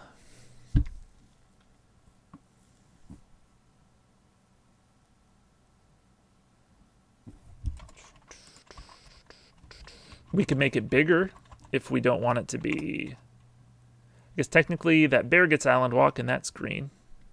Which bear? Let's see. I guess I could look up Island Walk type bear. River bear.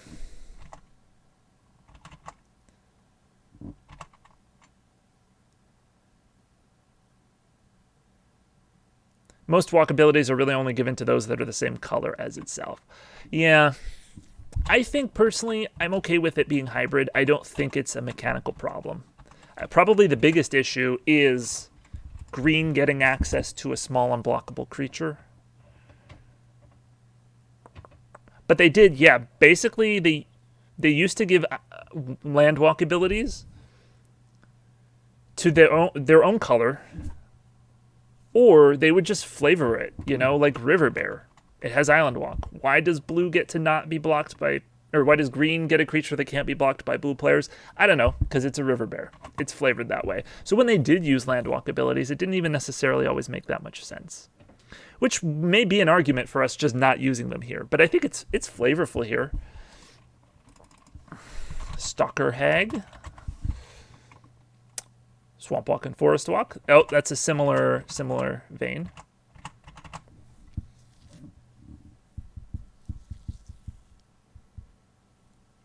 It's just a general rule most people give for hybrid mana. Make the card usable in either color separately. Unless you do that weird thing like Strixhaven where it has hybrid plus both colors.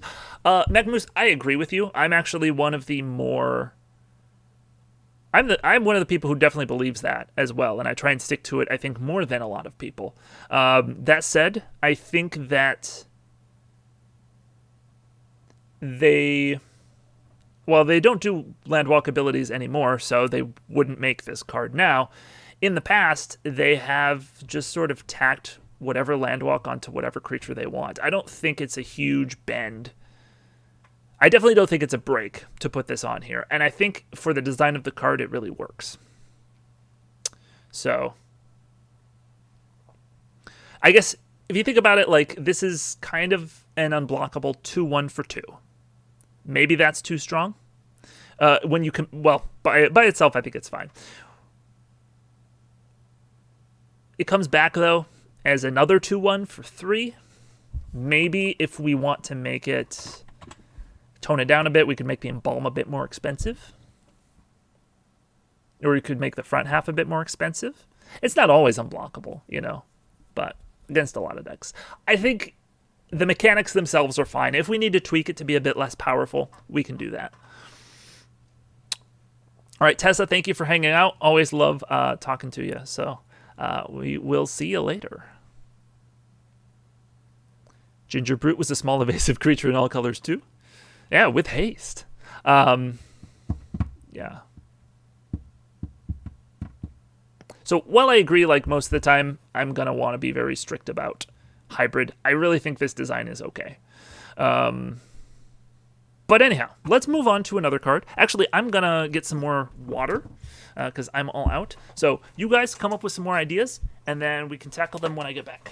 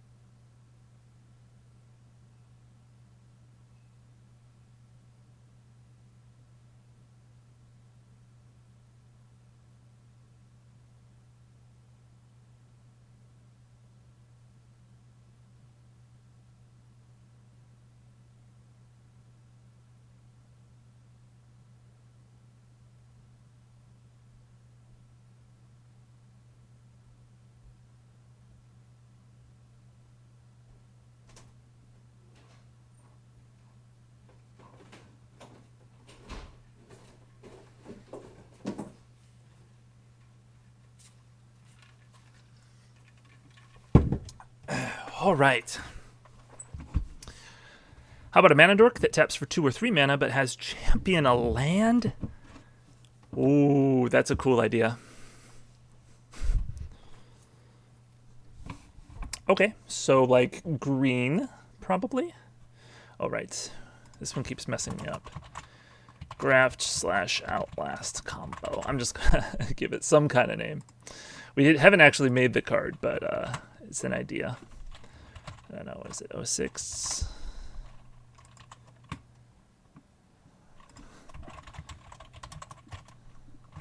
Champion a land.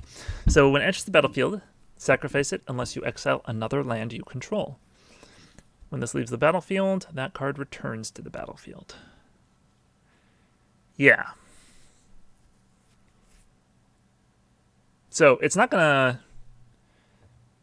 put all your eggs in one basket. If this dies, you still get your land back, which is nice. And in fact, if this dies, you get your land back untapped, which can give you another mana at instant speed, if that's when this dies. That's a cool idea. I was also thinking of an idea for an artifact land vehicle, too. Interesting.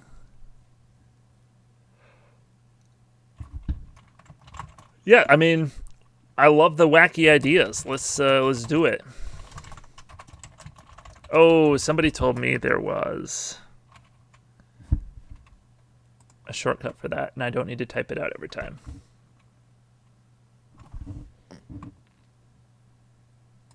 formats. No. Edit, auto replace.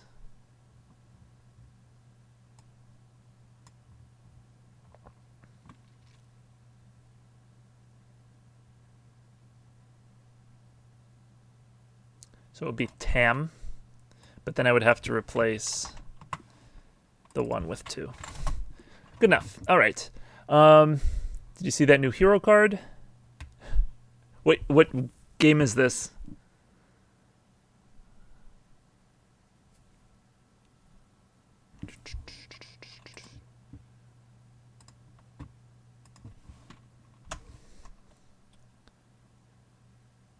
Two mana of any one color? Yeah, we can do that. Do we just want it to be like a 0-1 for 1? Talking about magic, I put it in the Discord for you. Oh, okay.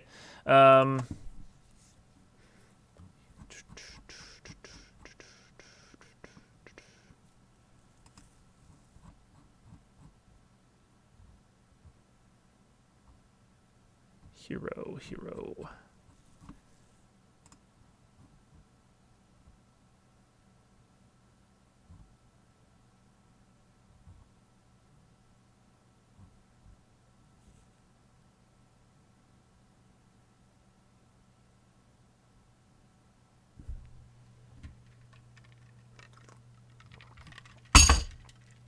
I'm not seeing it, but I'm also pretty blind, so. Oh, it's a Hero of the Realms card. Got it. Mountain Mover, 5/3 for 2 and a red. Artifact vehicle with flying and haste. Whenever Mountain Mover enters the battlefield or attacks, put a mountain card from outside the game underneath it. When it leaves the battlefield, put all cards underneath it onto the battlefield with crew 3. Interesting. When you said hero card, I was like, I don't think Magic has hero cards, but I get what you're saying. Yeah, the exclusive Magic cards given to employees. Yeah, man. Wish you were an employee, don't you? I sure do.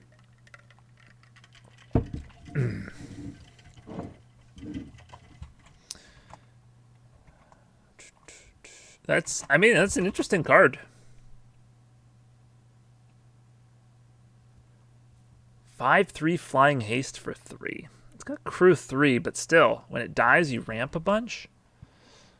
Also, what about a suspend card with rebound? Okay, so when you... I don't know. Suspend with rebound, so you wait a bunch of turns to cast it, but then you get to cast it a second time. Maybe you get the rebound if you suspend it. Ooh.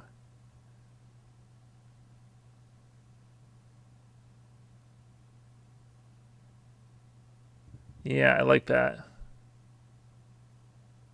This is actually probably not a human. I'm a fan of Champion. I think it's underutilized. Did you see the custom card with Champion I posted in the Discord a week ago? I probably did. Let me see. Yes, Daytier, the symbiotic duplicator. Yeah, I meant to get to that one. I guess we just got distracted after I started working on Mothman. Yep, that's right. So I was going to get to it. I haven't yet. So we will, I guess, get to that next. All right, does this seem fine? Champion a land, add 2 mana of any one color. I mean, this seems pretty tame by case file standards, but still seems like a decent card. So it both ramps you by 1 mana and turns one of your lands into 1 mana of any color. So that's pretty good.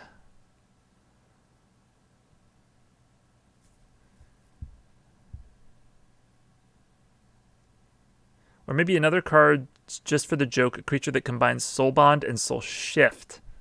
That would be fun. All right. Champion a land. Okay, while we're moving through these cards pretty quickly, I'm just going to give them some names that tell me what they do. So yeah, let's move on to... Well, let's make Daytier.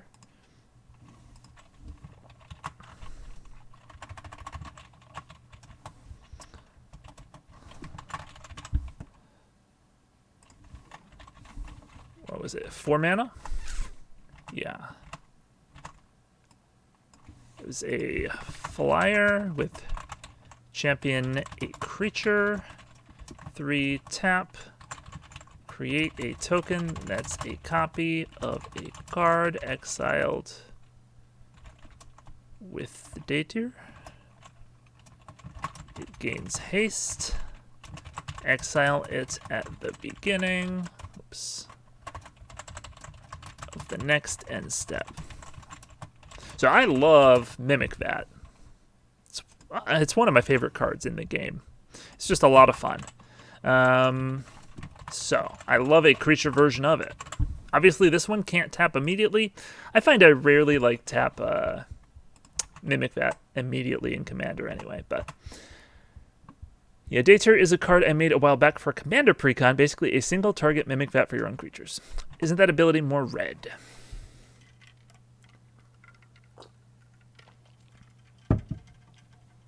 Yes. Like, making copies of creatures is blue. Sometimes green. Green can also, like, make things into other creatures, like with Essence of the Wild from original Innistrad. Doesn't do it as often. But, like, I think cloning is secondary in green, but temporary cloning, that is red. You know, you got Delina from AFR, or Mirror March from one of the Ravnicas.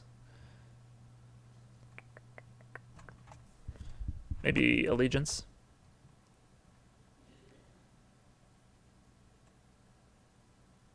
So I guess if we wanted to take away one color and replace it with red, would this make more sense as green-red or red-blue? Oops.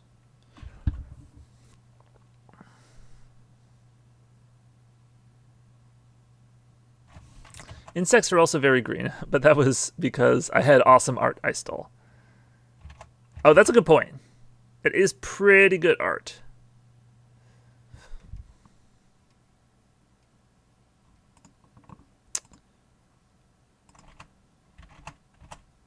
Okay, so red-green. I could see this being red-green. What about red-blue?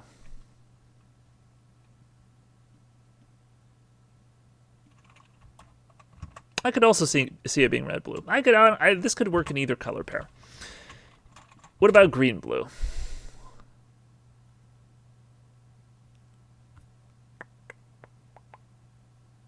Honestly, I think it could work in any of them. It's probably a bit more red. Probably red-blue is the best match mechanically.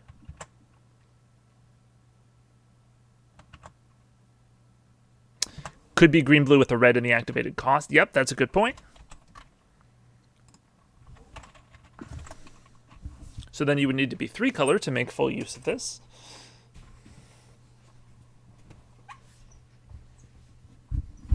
I think blue-green fits best if you don't call it champion.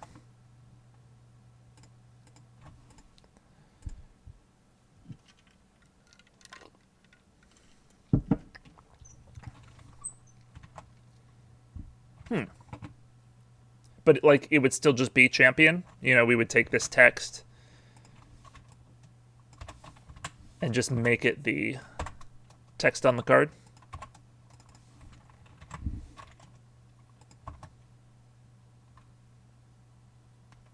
I guess we could make it, you may exile another creature you control when this leaves the battlefield.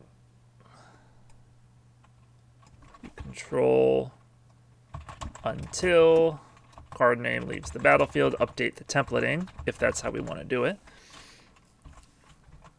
Championing feels so red-white from a name point of view. I agree with you. It is a bit weird to just use it on other stuff. But, like, it does do the thing that we want it to do, if I can type correctly. I agree the flavor's off.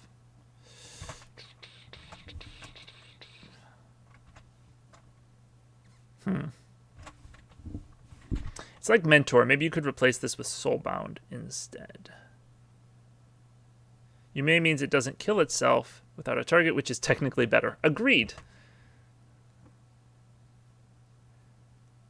I mean, yeah, we could probably make this cheaper for that reason, that it absolutely has to have another creature. Or we could just remove the champion. So the idea behind the case files, which is what day tier is currently in, although it doesn't have to be. The case files are for all sorts of paranormal stuff. So we either want it to, well, we want it to be flavored as something that, I don't know, the X-Files would encounter, or that the SCP Foundation would catalog.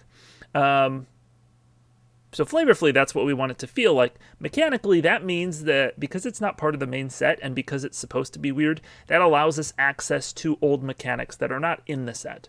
So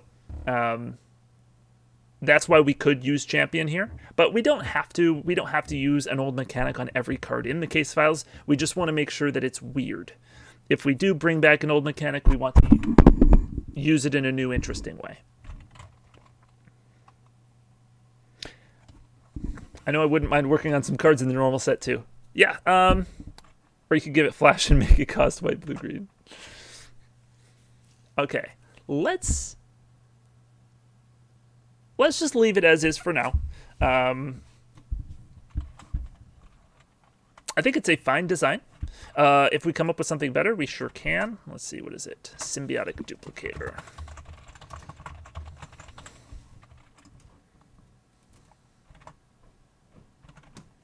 And then, yeah, we can head to the main set and start making some designs there. In fact, I will even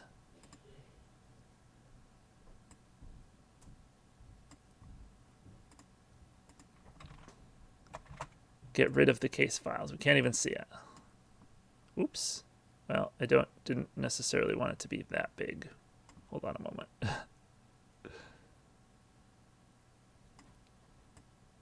There we go. No more case files for us. Cool. So, for the main set, because I agree, we could definitely start working on stuff here. I mean, we have probably too many case file designs now, and we need to start paring them down at some point. But I do want to make sure that we have, as many good ideas as people come up with. So, we had a suggestion for putting a bunch of iconic creatures, which we haven't done most of yet. So, do we just want to start by making an angel? Also, I just noticed before it fully disappears, did the case files have a plane sculptors? They didn't. That's my bad. I did update the plane sculptors last week, but I did not give the case files a plane sculptors, and I need to do that. So I'll try and get that done tonight, and then I'll put a link to it in the Discord along with the updated link for the main set.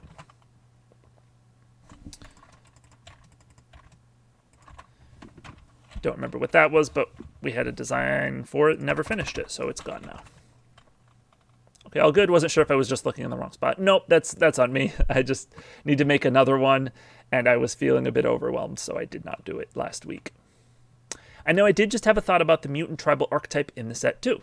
I know I wasn't sure if I was a huge fan of how they transform right now, but what if they could instead transform through a turn by an activated ability? Maybe with some of them having abilities that can reduce the cost or give other benefits for those abilities too. Okay, so instead of it just being your turn versus the opponent's turn, their abilities change.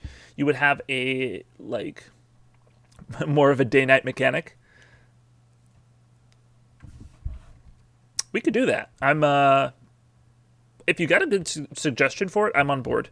We went through so many mutant designs already. I'm even if the one we have isn't perfect, I think I'm happy enough with it. But I would definitely be willing to look at other options. I have made a really cool aftermath cycle I'm proud of. Making cool cycles is the pinnacle of card design, IMO. Unless you're wizards, they love 4-card cycles. Yeah, I know. I was so mad that there was no green curse again.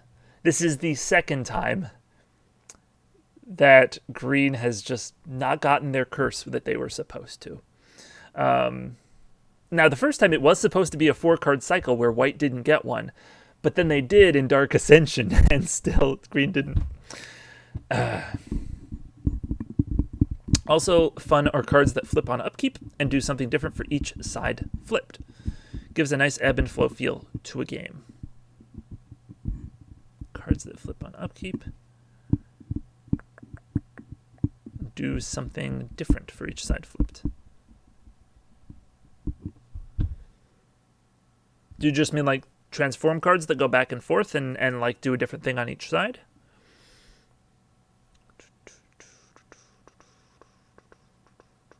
Maybe having a card that reduces activated abilities of mutants you control, or a creature that gains all activated abilities of mutants you control.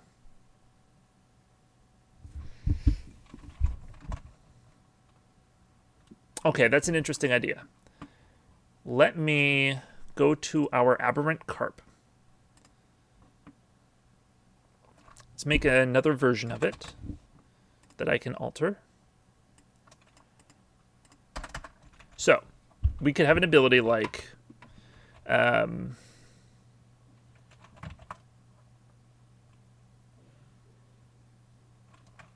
don't know. Pay some amount of mana. Let's just say 3 for now. Put a mutation counter on card name, or remove a mutation counter from it.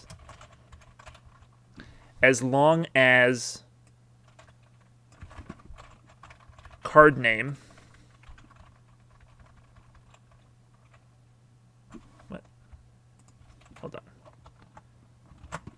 Card name has a Stop it. Has a mutation counter, it gets -1/-1 and has flying. So is that sort of what you're suggesting? Yep, something like that. Let's say scry 2 on one side, draw 1 on the other. Oh, yeah. How they make transform cards that have synergistic abilities. I'm a big fan of those as well. I think like the gods from Kaldheim were a really good example of that. Because you could cast them on either... They don't transform, but you can cast them on either side.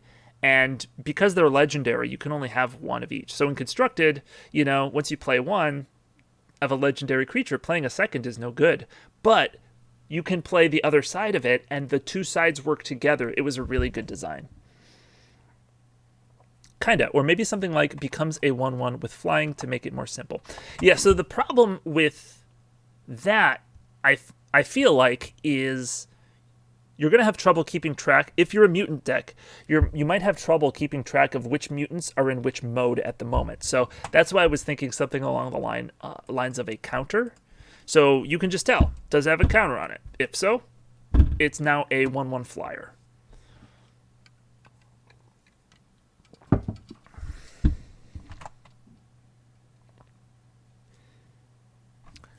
I think Cyberment a tribal ability, like activated abilities of other mutants you control cost 1 less to activate. Yeah, you're right. Let's see.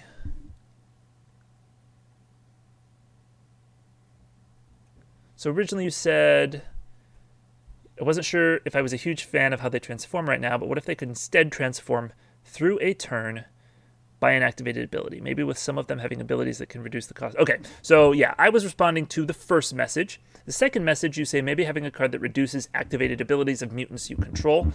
Yeah, so that would work with this version. Maybe that could be the green-blue signpost uncommon. Like a mutant that reduces the mutation costs of other things. I can understand mutants being hard to design, though I'm not sure if I'm a fan of the current design, with all of them just being vanilla creatures half the time. And there was a message in between those two. Let's see. Well, more so like, say, a 2/2 that can turn into a 4/4 for a turn by an activated ability. I see. Yeah, because you don't like how... Yeah, so them being mostly vanilla creatures as a base, that was more meant for our common creatures. And we haven't really designed uncommons and rare ones yet. We may have one or two. Let me see. Mutant. Let's see, common.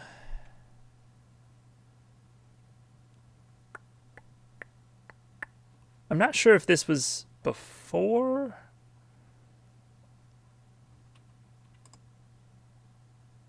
Obviously, this isn't even a good design because I think this might have been before we actually came up with our current mutant design. I'm not sure.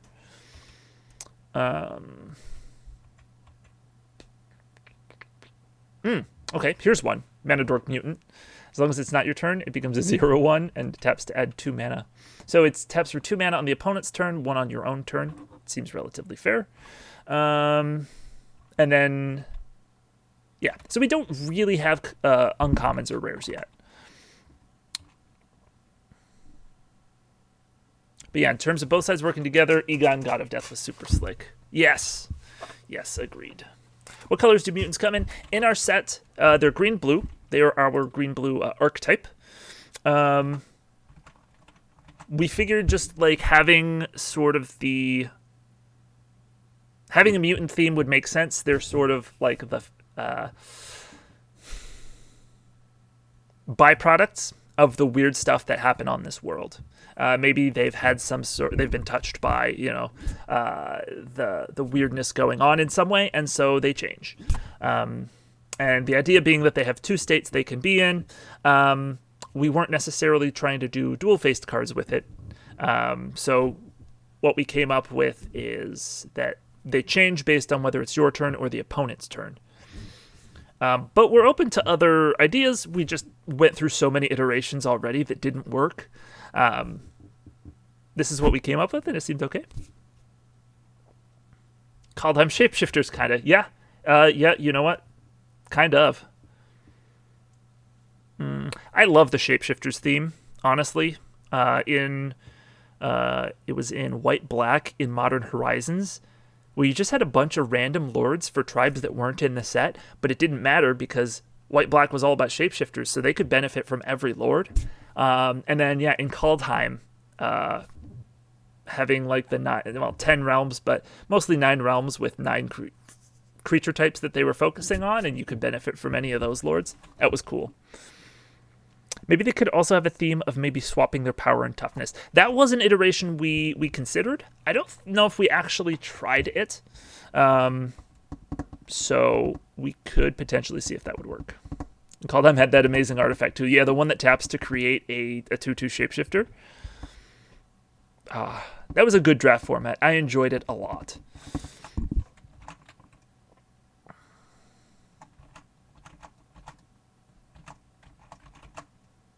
Personally, I'm super digging the modular cards from Modern Horizons 2 with how much artifact synergy was available. Yeah, legitimately, I mean, the Modern Horizons sets are probably my favorite drafts environments ever. There's just so much going on. They just, like, were able to completely unleash their creativity, use whatever mechanics they needed to get the job done, make the archetypes that they wanted to do just for fun, because they're not constrained by creative. They can do anything from Magic.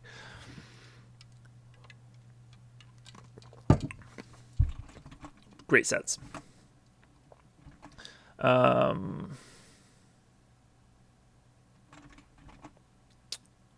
me so close to building a modular Ozolith plus Tempered Steel plus Steel Overseer aggro deck on Arena.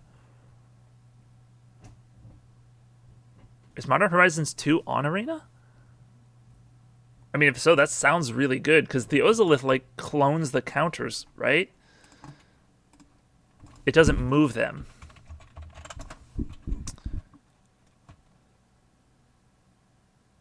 Whenever a creature you control leaves the battlefield, if it had counters on it, put those counters on the Ozolith. Okay, it does move them. I must be thinking of Rayhan. I'm not sure if those work together or not. You do copy them? Okay.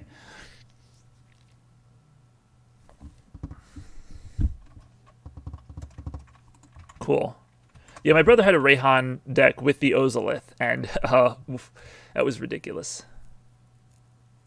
Whenever a creature you control leaves the battlefield, if it had counters on it, put those counters on the Ozolith. Okay, so I'm reading it as you're moving them, but I think it just means put counters on the Ozolith that are the same as the ones that were removed. So it is copying them, even though it could be read as moving them. Work the same way as some of the Silver Quill cards from Strixhaven. Gotcha. Okay.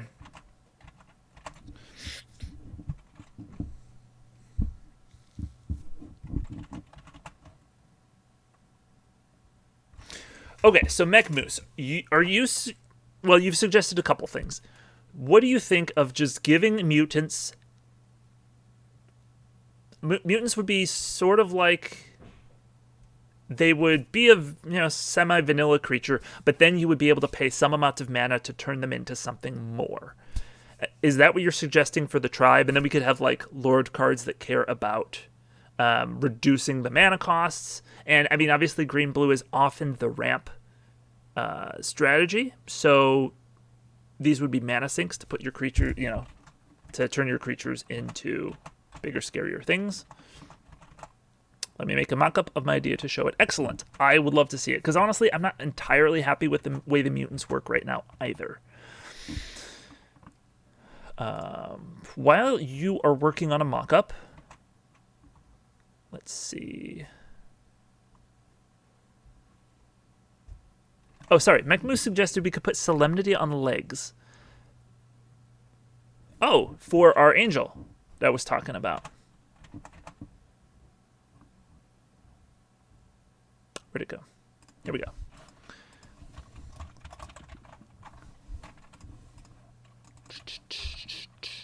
All right, let's look up Solemnity.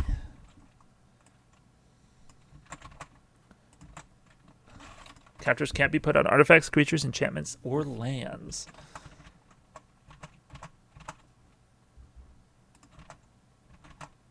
It could also, I mean, if we want to make it real rude, we could also have it shut down planeswalkers. Can't be put on. Is this like Innistrad Angels where they aren't super prolific, but just some of them actually have an impact on the world? I'm thinking this would be like Angels would be pretty uncommon on this world. I think they'd be pretty hidden, and maybe occasionally they would, there probably aren't that many of them. The ones that there are don't interact that often with the mortals, but if they do, it's a pretty momentous event. Yeah. Probably Innistrad. I mean, I guess on Innistrad, though, like, the Angels are at least the center of a church that a lot of people believe, or at least used to believe in. So, like, everybody's seen one. A lot of people have fought one. I think it would be even more like people don't necessarily know that these angels exist on this world because they're probably that uncommon. Probably wants flying if it's an angel. Thank you. Yep. Probably wants to be big as well. 3/3, 4/4. Okay, if they're supposedly immortal, how stupid would indestructible on them be? I mean, there was... In Amonkhet, there was a 4/4 for 7 flying indestructible angel at uncommon. So we could at least do that at rare, and probably a bit more. And I like the idea where angels might not even be divine, but the agency keeps tabs on everything. Yes. I'm not thinking of them necessarily as divine, but simply a celestial being that's sort of mysterious. Honestly, angels just being crosses between birds and humans would make sense for this plane. Crosses between birds and humans. Yeah, it could work. Ooh, here's an idea. Our one iconic creature is a phoenix with undercover. No, it itself doesn't have undercover. Well, my idea...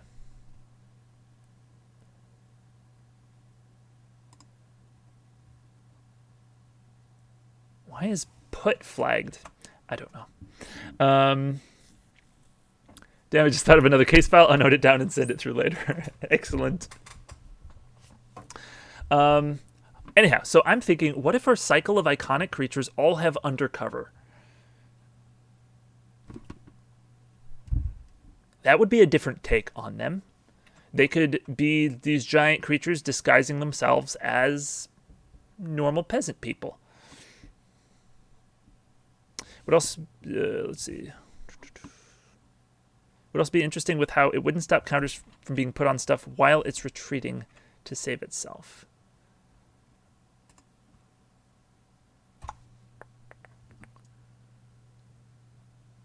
Sorry, I missed the last one. Could give it phasing.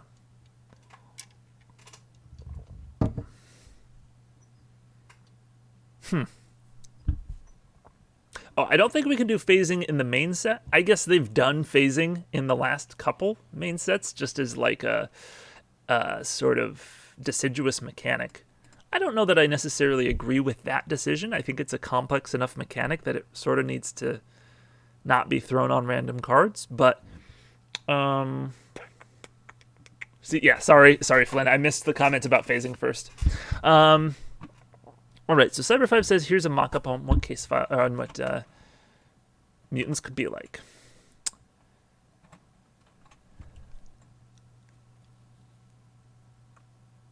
Interesting.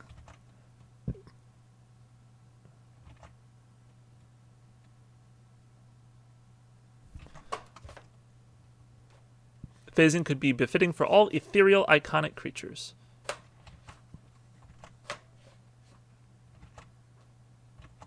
Yeah, I mean, it wouldn't necessarily... Yeah, it could be fine. Maybe some kind of earth god for green. Let's see. Okay, so looking at...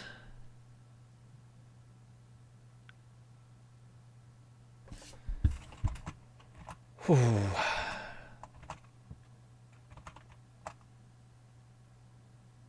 Okay, I guess, so let's see. Rather than stopping players from getting counters, maybe it enters the battlefield, removes all counters, since just slowing down counters after you reach 7 mana isn't much. Then stops other things from getting counters.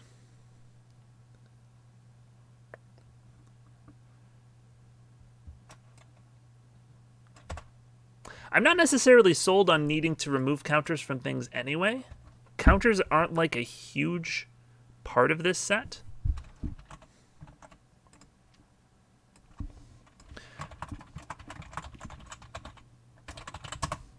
Do you think Undercover would be good for these guys? Why is this not capitalized? There we go. So Flynn, if you don't know, since you haven't been with us as long, Undercover is a version of Morph that we have, where you can cast the creature face, well, the card face down is a 3/3. Sorry, 2/2 for 3, just like with Morph. And then if it would die, instead of revealing it, you exile it face down, and then later on you can cast it from exile. Yep, it's a Morph, but you cannot flip it face up while it is face down. So it's just stuck as a 2/2. Would this angel have an added ability if you cast it from exile, perhaps? Oh, definitely. Gotta make it interesting.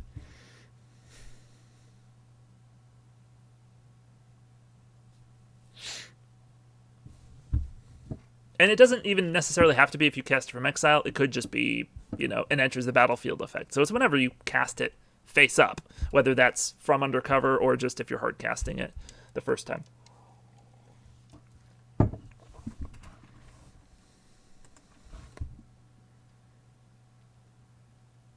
Manifest any number of cards in your hand. Ooh. Exile all creatures with power 3 or greater. So it's it kills everything but Undercover creatures, basically.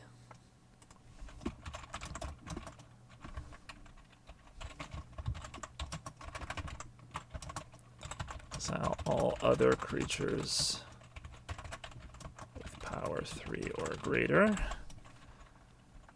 I don't know why it does that. Or maybe a kind of Restoration Angel where it lets you flicker things.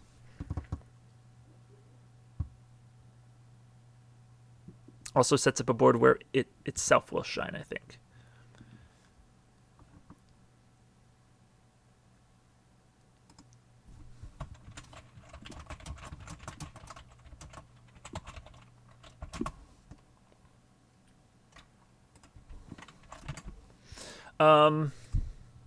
Yeah. So, Flynn, I like the idea of a Resto Angel. Yeah, I'm not sure that we necessarily need it to be if you cast it from exile. I mean, if you're spending 7 mana, you're probably getting a lot anyway. I was thinking more of Glorious Protector. Sorry. Oh, gotcha. Well, I mean, I think Resto Angel, though, is a decent suggestion. I just want to point out with flickering creatures, Undercover makes all flicker effects a bit more questionable. You have to be more careful with how you cost them, because you can basically flicker your face down 2/2 that you played for 3 and have it come back as whatever it is on its front face. So I just, for anyone watching, I want to point out that interaction.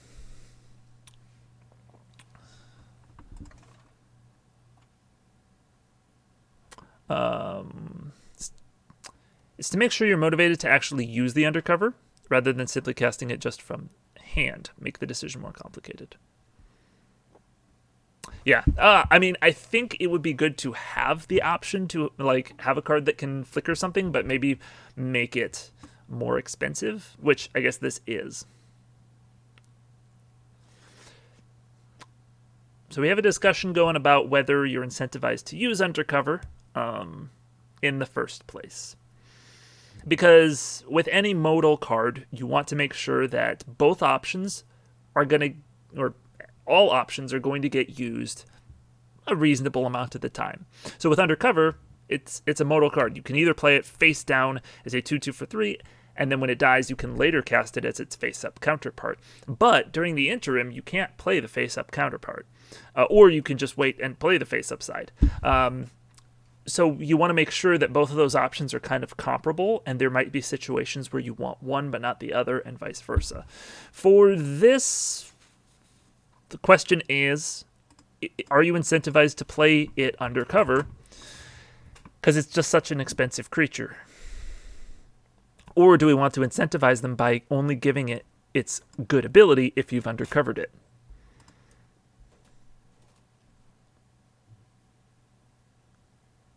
Yes, I agree with what Mechmoose is saying here. I was just realizing, if we do make it so that you only get this ability when you cast from exile, then you never want to play it face up normally, because it's a 4/4 flyer for 7, which is terrible.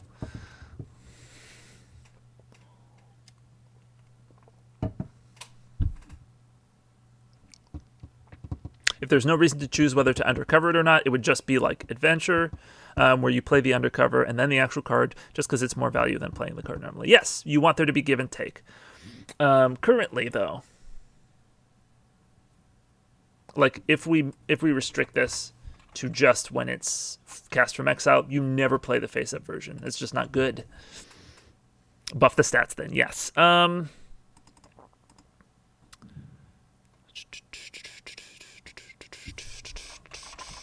I mean, we could at least make it a 5/5. We could give it another ability. I mean, Lifelink is very strong. First strike. I don't see why it needs to be cast from exile. As far as I see it, you cannot force a face-up from Undercover unless it dies, right? Correct. Currently, we have no flicker in the set, which would be the main way to do it. I don't think we have anything that turns the card face up in the set currently.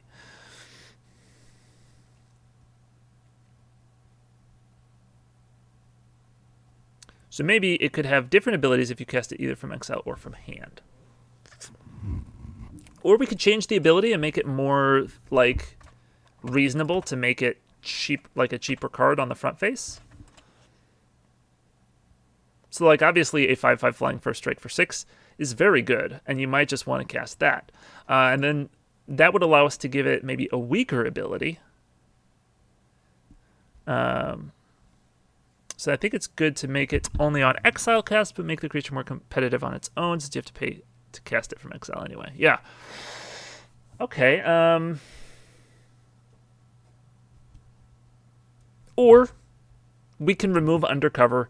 I was thinking it could be cool to have a cycle of iconics that have undercover, but if it's causing too much trouble, we can also cut that and just make this a more normal angel.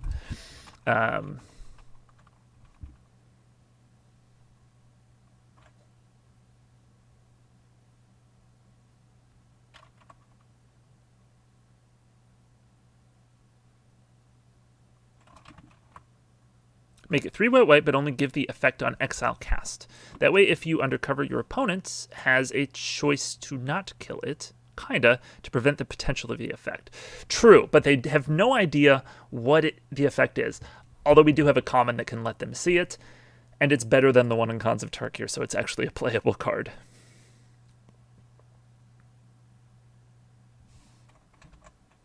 Oops.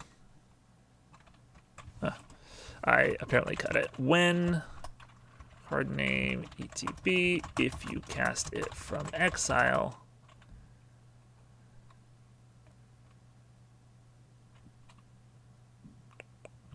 destroy all other creatures with power 3 or greater.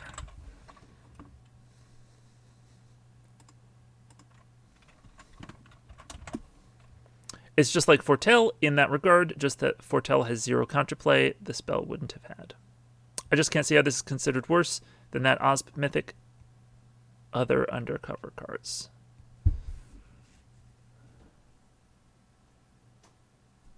Why it needs to be limited to exile cast.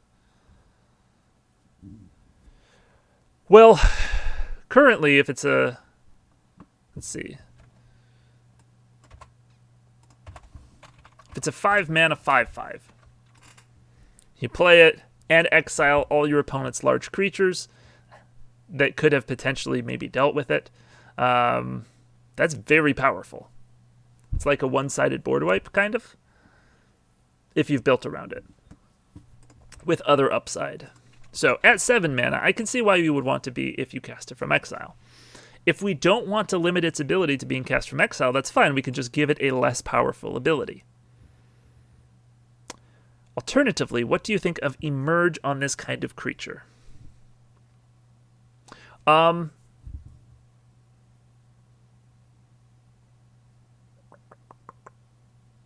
Well, we can't put Emerge in the main set. We can put it in the case files, and we have had suggestions to do so. Personally, I'm not a huge fan of Emerge, because I feel like Offering is just a better version of the mechanic. It has its own problems. But what I don't like about Emerge is that you have the 1 mana cost in the card, and then you have a different mana cost down here for Emerge. Having 2 mana cost is fine, but then you're reducing the Emerge mana cost by the value of the thing that you sacrifice to it, and it feels like it's unnecessarily complex. Whereas Offering, you just reduce the actual mana cost of the card, so it's 1 mana cost reduced. It's a lot less confusing. Personally, while I loved Eldritch Moon and the Emerge cards there, as a whole, I don't like the Emerge mechanic as much. But, like, if you had a cool design for it, I would definitely be on board with looking at it. I didn't know Offering existed, to be honest. Yeah, it was on just 5 cards in Kamigawa, so it hasn't been used very extensively.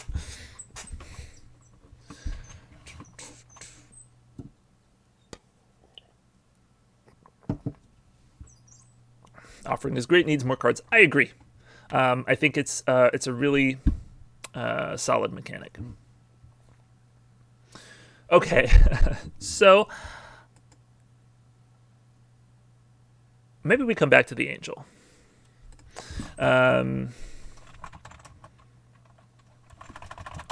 Make sure there are reasons to play both versions of the card. And is Offering an option or a necessity? It is an option. You could play the card for its full cost, but you can reduce the cost of the card and give it flash by sacrificing the appropriate thing.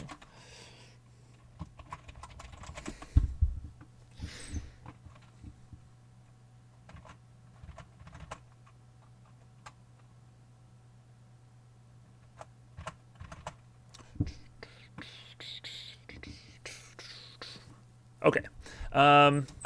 So, Angel. All right, we had some trouble with the Angel. Do we want to try another iconic? Do we want to go to Sphinx or Demon? Do we have a Demon? We have a Demon. And it doesn't have Undercover. So currently, this as a cycle doesn't work out. That's fine. Do we want to try another iconic? We could still use either a Worm or Hydra in green. Demon?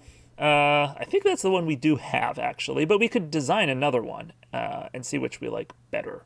Currently, we have Lifebane Demon, which is a 6/6 flying trample lifelinker for 4. So you know its downside's got to be good. If a player would gain life, they lose that much life instead. So actually, you're not gaining 6 life when it deals damage, you're losing 6. Maybe a Devil in Red. Cyber 5. Oh yeah, we haven't actually done the mutants yet, because we were focused on the Angel. Or maybe a Devil in Red.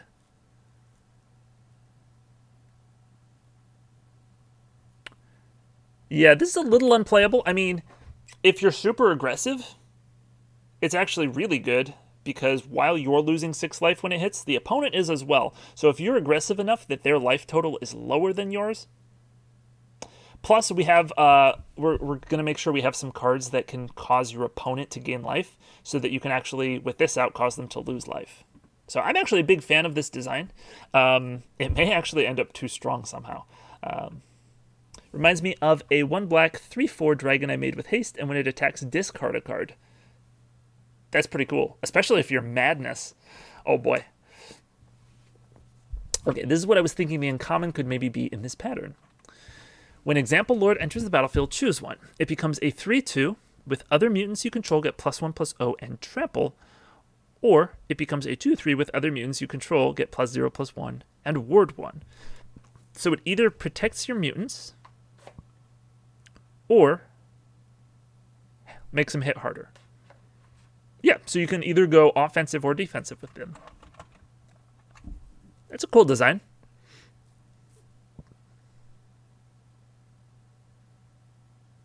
In the D&D focus set I made, I had self-damage as a mechanic for red. So basically, if your life is X less than your starting life, do Y. It's interesting. I think they haven't really done much with that. The closest thing they did was Fateful Hour, which is if your life total is 5 or less, you get an effect. But that was just too close to dead to even be any good or worth relying on. So I think it could be cool to like do a self-damaging theme. I don't think there's been a lot of that.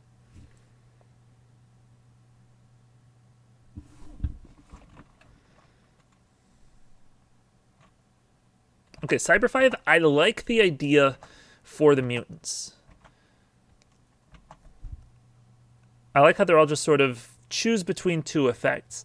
My main problem is memory issues. How do you remember which thing you've chosen with that creature? You could just put a marker, you know, some kind of die or bead or something on whichever option you chose, but it could easily get moved around.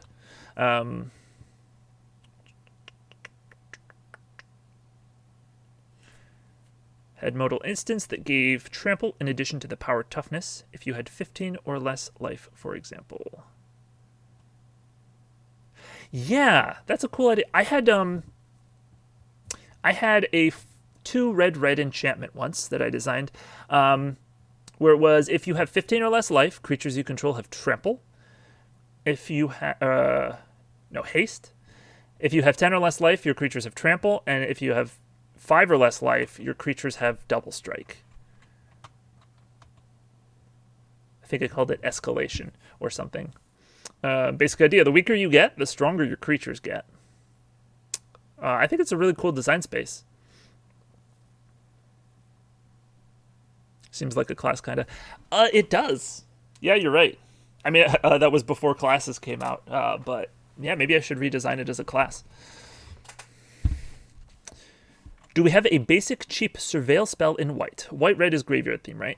White-red has been suggested to be the graveyard theme. We've been working with that assumption for a while.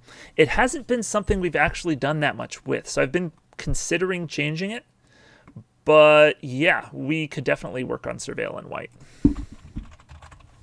Currently, we have one white Surveil card, and it is Surveil 1.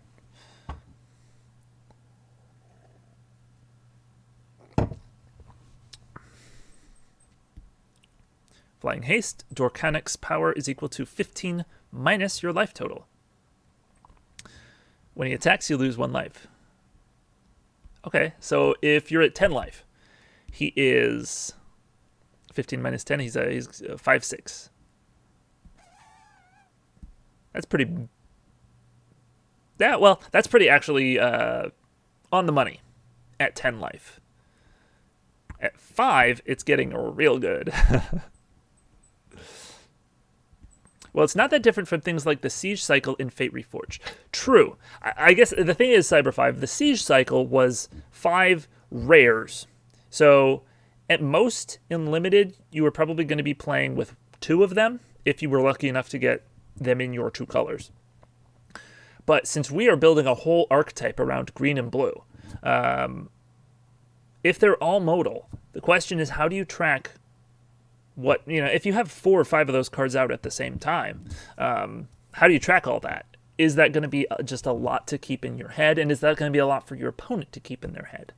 So while it's a good idea, I just want to make sure that we can get the memory issues taken care of.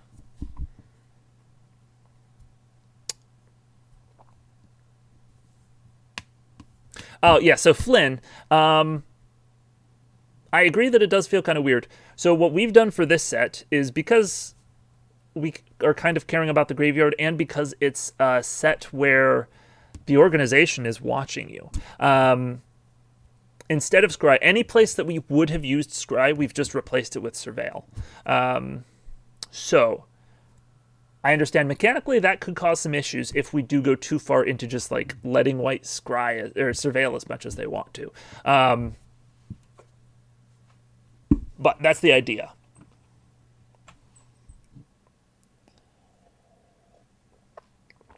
So yeah, in our set, Surveil is in all colors because we've just replaced Scry with it.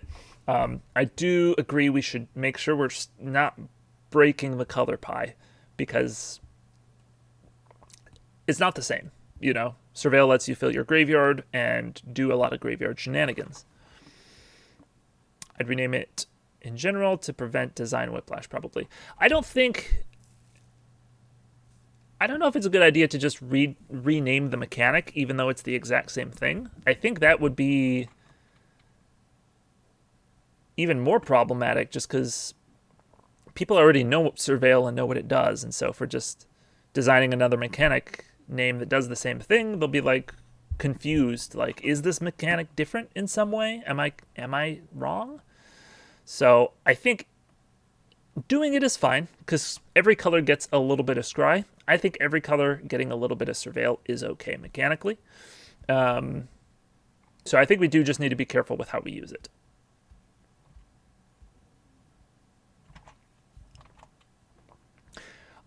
And I think the way that we need to use it is basically just whatever the rules are for Scry. Like, if you wouldn't give a color Scry 3, you can't give that color Surveil 3.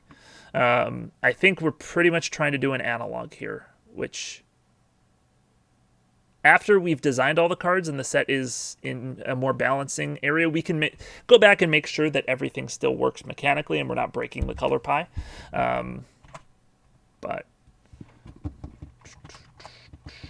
But that is another reason why I'm less on board with red-white being the graveyard theme. We had that suggestion, and I didn't have a better idea for red-white at the time, so I went with it. But I think it may have just been because people were excited about red-white being graveyard-themed in Lorehold, and I want to make sure that we're not making decisions just because, we can, instead of because we have a good reason to.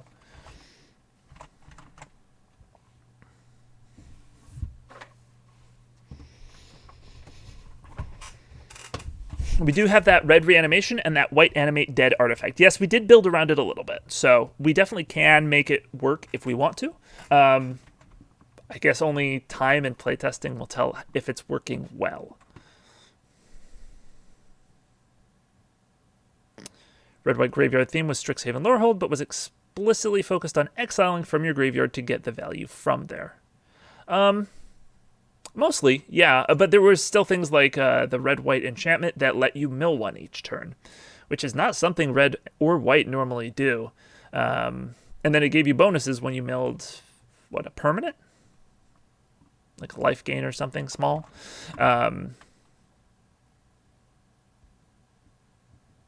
So I agree. It's not like,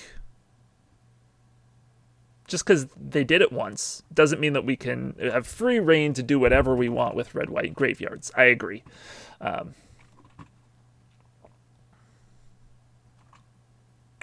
What do you think of Gambit cards like Clackbridge Troll? Let your opponent choose their fate. Well, I will say Clackbridge Troll was one heck of a card. So, like, I was happy if they chose to tap down my big creature. I get to draw a card. That's great.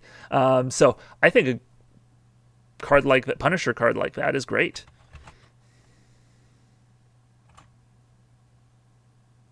Yeah, Flynn, you're right. It was mostly focused on exiling cards from graveyards to get bonuses, which white already does. But I just want to point out they did, in fact, bend the color pie a little bit to make it work. So, not saying that we should necessarily break the color pie to make ours work, but there's precedent there. I mean, we just made that treasure token card, similar concept to a Gambit card, but considerably weaker. That's true. I think that was before Flynn showed up. We made a red artifact. No.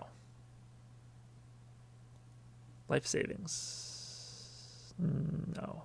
That was a different one. Yeah, it was life savings. Where's it at? There we go. So when it enters the battlefield, each player gets 2 treasure tokens, and now whenever an opponent sacrifices a permanent, they lose 2 life.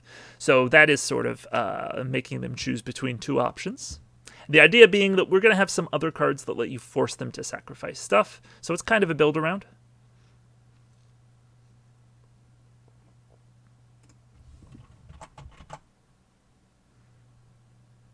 Really digging this, by the way. Really cool work you've done here. Thank you. I appreciate that. Feels more like an enchantment than an artifact. I agree. Yeah, we had a suggestion to make it an artifact. We have a slight artifact theme in the set. And it plays well with a card that cares about card types. But an enchantment would work just as well for that as an artifact. So I could definitely see it being an enchantment. Call it Blood Bank.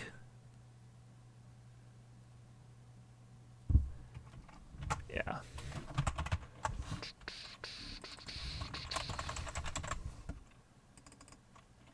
Cute. It's a good suggestion as well. And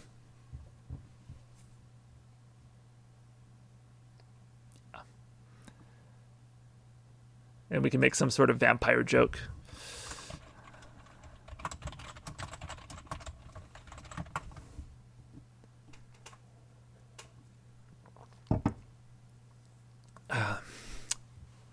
Love these kinds of janky red cards. Yeah, me too. We're trying to make we've got our signpost uncommons in the main set with 10 archetypes. We were trying to, in the case files, have 10 signpost rares that each do different things than what the main archetype of that set is, so that you have like twice as many build around. Well, another 10 different potential decks you could make, and like making your opponent sacrifice stuff is one of those themes. Also, should this deal damage instead of... yes.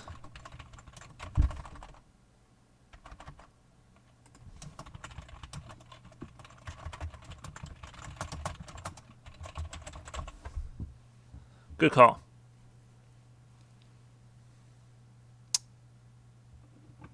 Ether Sting. What is that card? Whenever one of your opponents plays a creature spell, Ether Sting deals 1 damage to them. Yep. That's, yep, a great analog. Okay, redesigning the mutant idea I had. What about designating the creature an additional creature type for what it transforms? And or maybe having a counter that perhaps designates what form it's in, too, like the exerted counters in Amonkhet.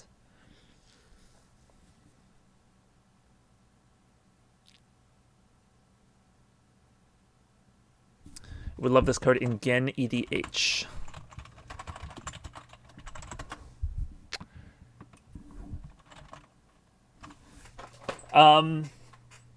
That's the one that makes you sacrifice an enchantment to bring back an enchantment, right?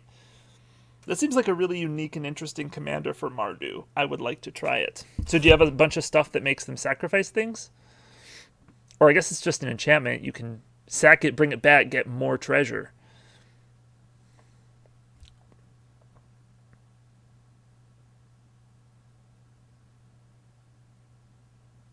Here's the redesigns too. Right. For reference, plus a bonus design. Ooh. Flying Trample. Whenever a mutant enters the battlefield under your control, you may have it become a 5/5 mutant horror with Flying and Trample. Okay.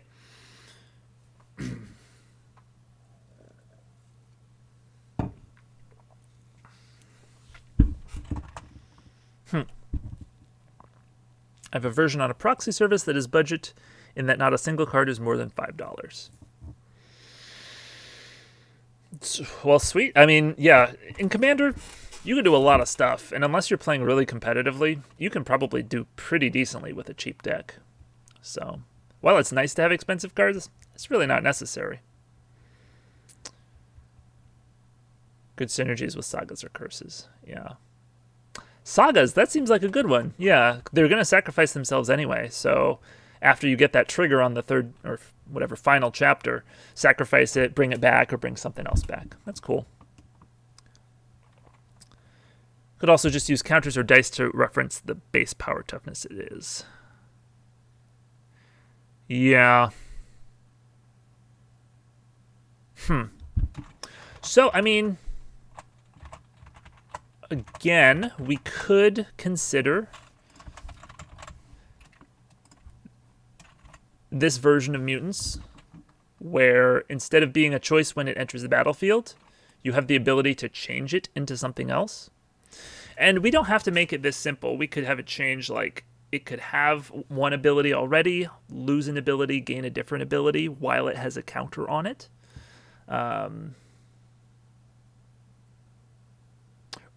I guess you could use a die with the number of the mode that it is.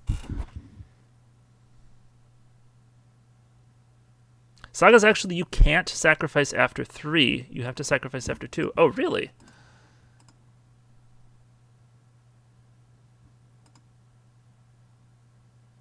There's no time? Interesting.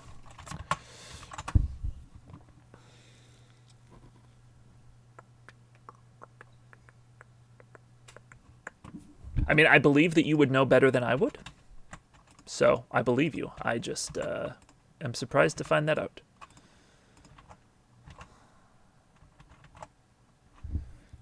The sack after 3 automatically to put the third ability on the stack. Gotcha.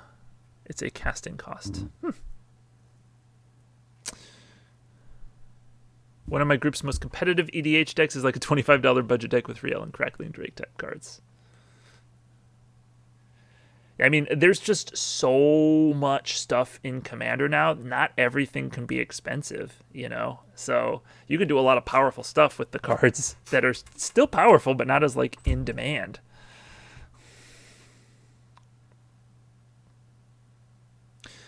Like, in honesty, I think it should be something that can only be playtested to figure out if it's confusing to players or not. Gotcha. Okay. So I guess...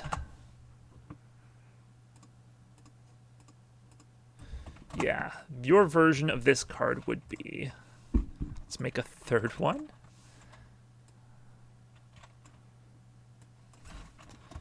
As card name enters the battlefield, choose one. It becomes a 1/2 mutant bird creature with flying, or it becomes a 3/3 mutant turtle creature with defender.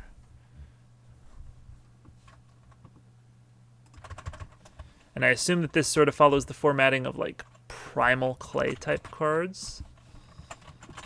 Let me look that up to make sure.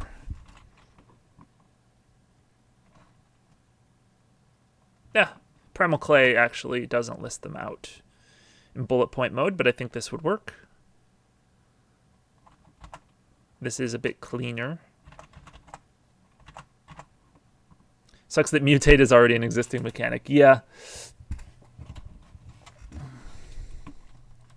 Disgusting Torolf Earthquake deck. Yeah. Oh man, Torolf seems like such a fun build around. You just don't waste any damage. It all goes somewhere. Oh my gosh, it's so beautiful. Okay, so this, I mean, it's a good design. Okay, personally, how I would keep track of these is I would put a die on them and then have the die turned face up to the number of the mode that I've chosen. So I would put a die with number 1 face up if I chose for it to become a 1/2 with flying.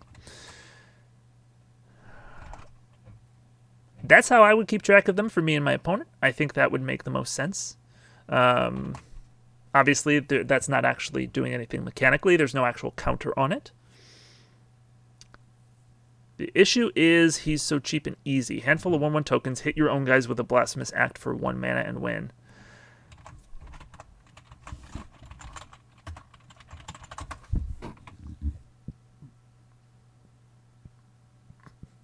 Okay, that's what I thought. No, he only triggers on a creature or planeswalker an opponent controls being dealt excess damage. So you can't give yourself creatures. I mean, you can, but you won't be able to deal them damage and then redirect them with Torolf. So you want to make sure your opponents have creatures with things like whatever the red hunted creature is and Forbidden Orchard. And then board wipe to throw that damage all around.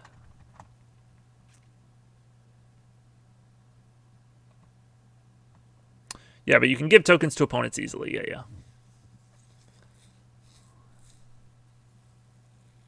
Be right back. Building a Toro plus Slaughter Specialist deck. Beautiful.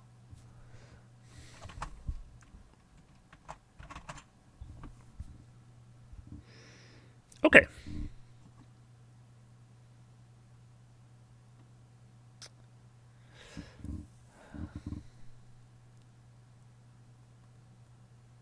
I mean, this is an interesting design. I think I do like this more than what we had previously. I think it lets you be a lot more generous with, like, the way that we had previously designed the mutants. Stats are a real problem. I mean, it's a 2/2 for 2, which blue doesn't generally get. But that's because we were able to do it that way because it's only a 2/2 for 2 defender. It's only a 2/2 for 2 on your turn. On the opponent's turn, it becomes a 1/1 flyer, which is bad stats. It doesn't seem like a super playable card.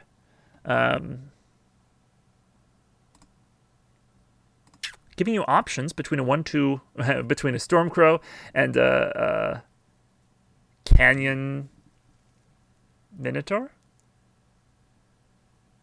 No, Ogre Sentry? Ogre Sentry. Yes, a blue Ogre Sentry. Is very good. Moat Piranhas, thank you. That's the blue one. I forgot that there actually was a blue one. Yes, so giving you an option between a Stormcrow and a Moat Piranhas. When Moat Piranhas is honestly a fine card if you're a defensive deck. Like, it's pretty good.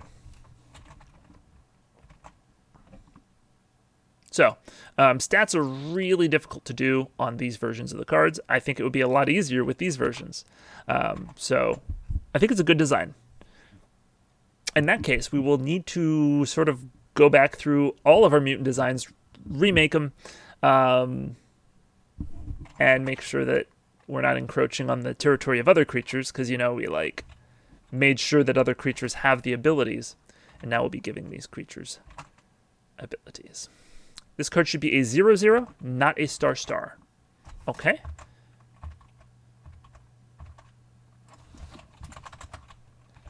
Let's see. Skin Shifter. That's only till end of turn. It's not quite the same. So Primal Clay is a star.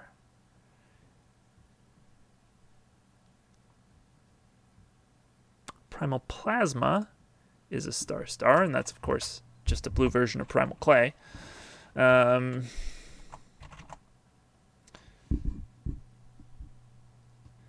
If you want to put the mutant designs currently somewhere for me, I could maybe mock up some redesigns for them when I can.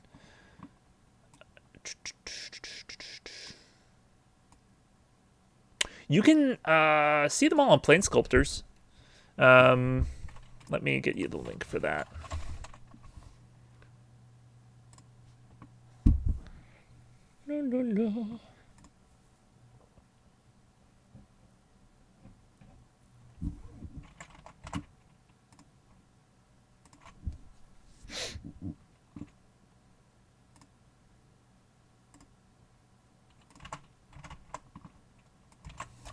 There you are. Could have an uncommon mutant that can change on upkeep or end step in this variant. Something that gives it not necessarily more power, but more versatility. Yeah, I'm thinking like maybe we have a mutant, like an uncommon. Yeah, like you said, that can like exile a mutant on your end step and then bring it back under your control. Obviously, like we said, flickering things can be dangerous, but if we restrict it to just mutants, could be pretty good. Make some changes to them and post them in the Discord. Great. I appreciate that, Cyber5. Thank you for helping work on that. Mutants have been a really big problem. So I think this might be a good step up.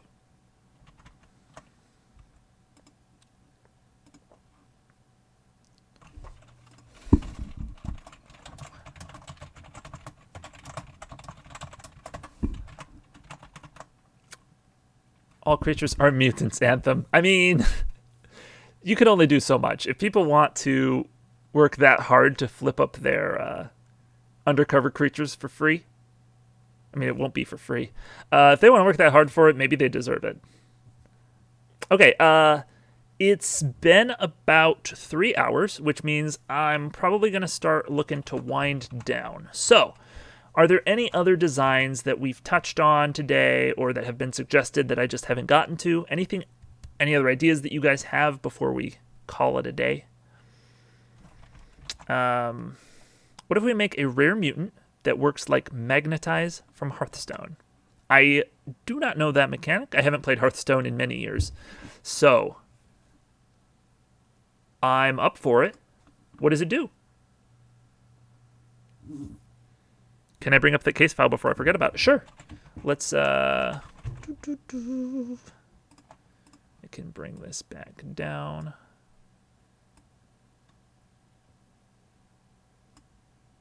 There we go.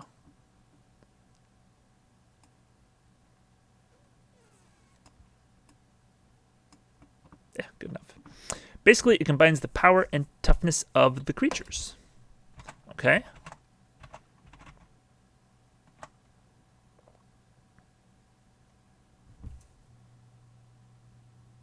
Some kind of ooze mutant. Okay, feels like maybe a green rare. If it's an ooze. Alright, and if we're changing the way the mutants work, we'll probably cut this.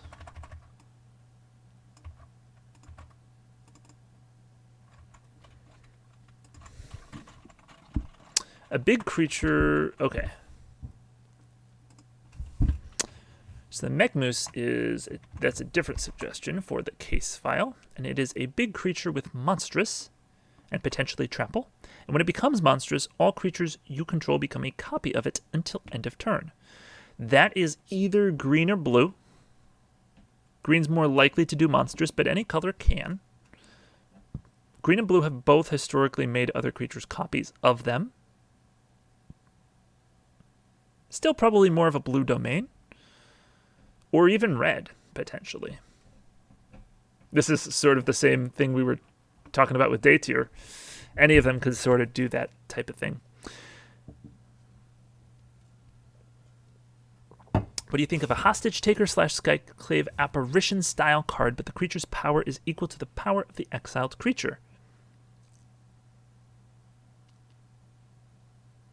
Yeah, there was a card in New Phyrexia that did that, and it was quite good. I forget what it was called. Oh, Phyrexian set. It was Phyrexian something or other. Ingester. It's a 3/3 for 7, but when it enters the battlefield, you exile a creature, and it gets +X+Y. Basically, it adds that creature's power and toughness to its own. It's a pretty good card. I think it's a good design. I would be on board.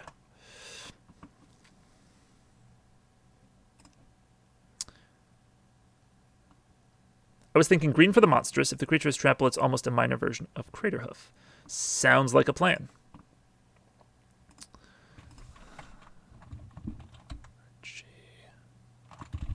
6.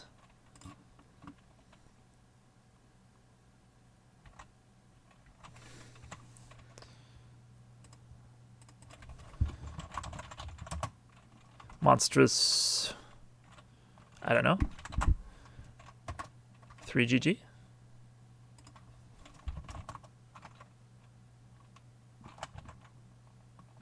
How is monstrous templated again? It's a weird ability. Oh, it's monstrosity.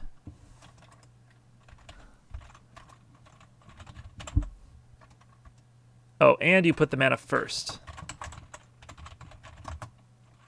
There we go. So whatever, and obviously it may have trample.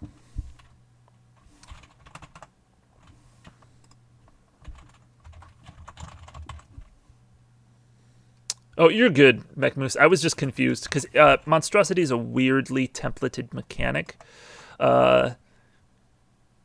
It's actually a keyword action, I think. I forget exactly. It's not like other mechanics of its type. Anyhow, so then you would have an ability that says when card name becomes monstrous, other creatures you control become a copy of legend name until end of turn. Now, notably, those other creatures will not be getting 4+1/+1 counters, so they will just be the printed version of this card. Wait. Oh, gosh. They would still have this ability, which means that you could make them monstrous if you have mana. Was that your plan? If so, that's brilliant. If not, it's still a brilliant, happy coincidence.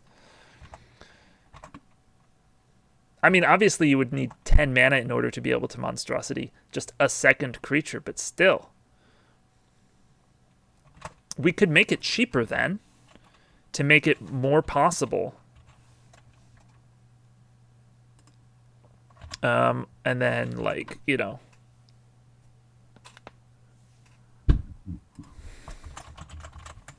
There was a similar card like that before. Really? Was it another monstrosity card?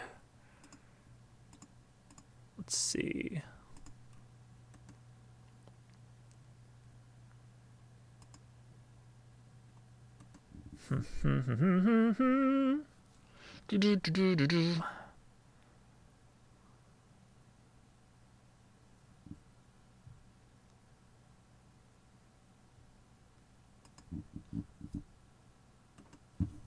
Oh, splitting slime. Yeah, so for 6 mana, it was a 3/3 for 5. For 6 mana, it has monstrosity 3. So it would become a 6/6. And when it becomes monstrous, create a token that's a copy of it, which would mean that that would have monstrous as well. Okay, I think we're justified in making our monstrosity cheaper because it's only going to work... No, it's not going to work one time. Because you just... No, it does work one time. It's hurting my brain. Yeah, it only works on one turn, because you would give your other creatures the ability to become monstrous until end of turn. So then, yeah, they can become monstrous, but then they would only give other creatures the ability to become monstrous until end of turn. So it's only going to work once. So I think it's okay to be cheaper. Yes. What about a card that can give any target creature monstrous? Without the counters, of course.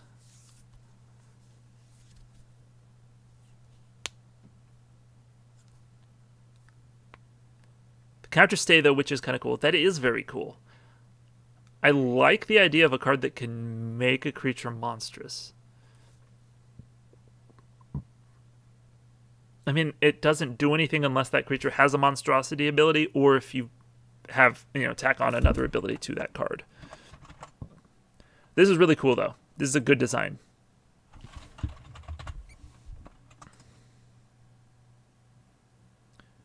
Whenever... Yeah, so other creatures would become copies of this. So they'd be 4/4s with trample, pay 3 to monstrosity 2, and when that creature becomes monstrous, other creatures become a copy. But they couldn't share their abilities because by the time that they would, they're already copies of this. So this isn't going to be a way for your other creatures to share abilities with each other. Okay. Kind of like a weirder Shalai. It is a weird Shalai.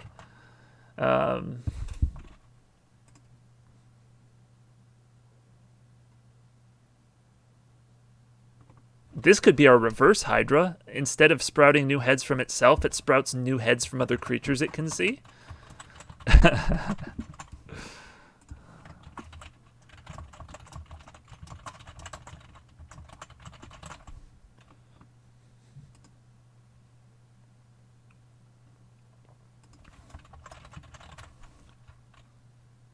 Make it an angel. Why did I type creature, subtype creature? Hydra, please.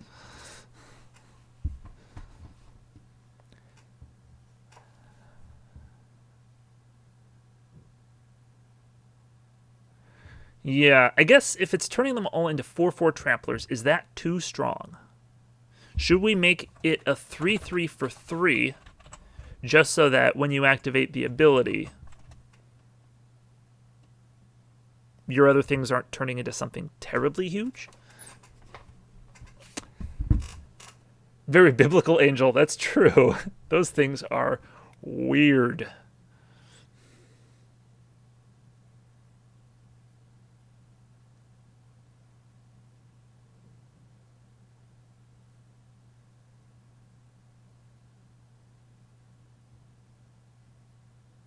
This is a cool design.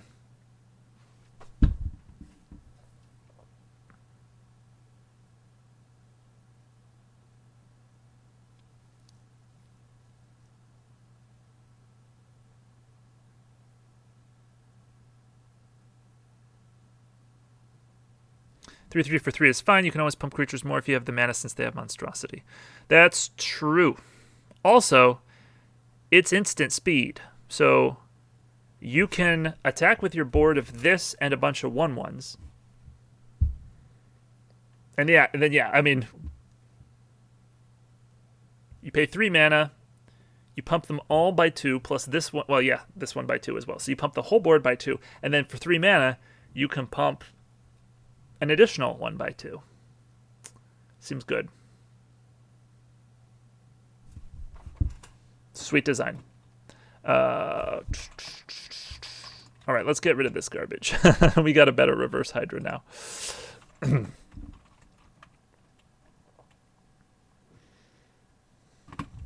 If your opponent has infinite mana, you've got bigger problems than a board of 5/5 tramplers.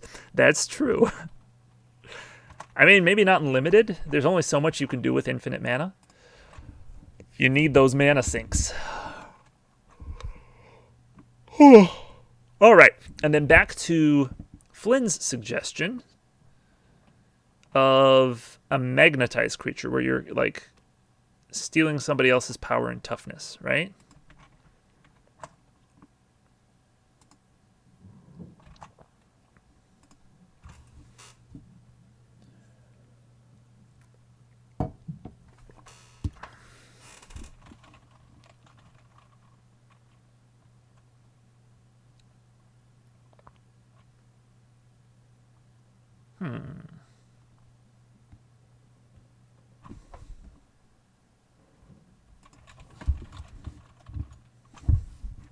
Let me go back and see. Yeah, I think it would be cool if you had the option of taking your own or an opponent's creature. You were right. So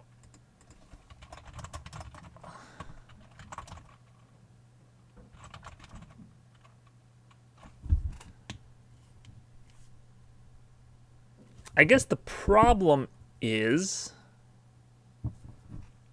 that green generally can't remove creatures without fighting them. It doesn't tend to get like Fairgrounds Warden type effects. No death trigger since it exiles either way. So like exile target creature until... So like turning another creature into mass for the ooze is very green, but exiling it as long as the ooze is on the field is not mechanically green. So maybe we could find another way to make it work. So like the flavor still works, but mechanically it's different. Probably just sack your own creatures then. Okay.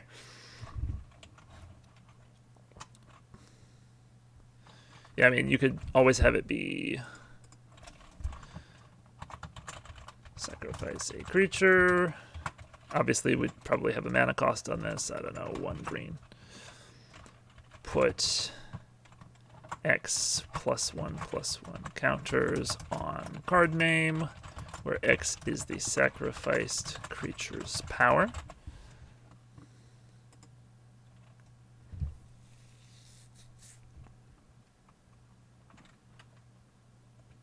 Then, I don't know, it could be a 1/1, it could be a 2/2 for 2. Just reprint Scooz with a fight activated ability. That's a good point. So it can kill the thing, eat the thing, and grow. I like the idea of it getting +1/+3 if it eats a +1/+3 creature, though.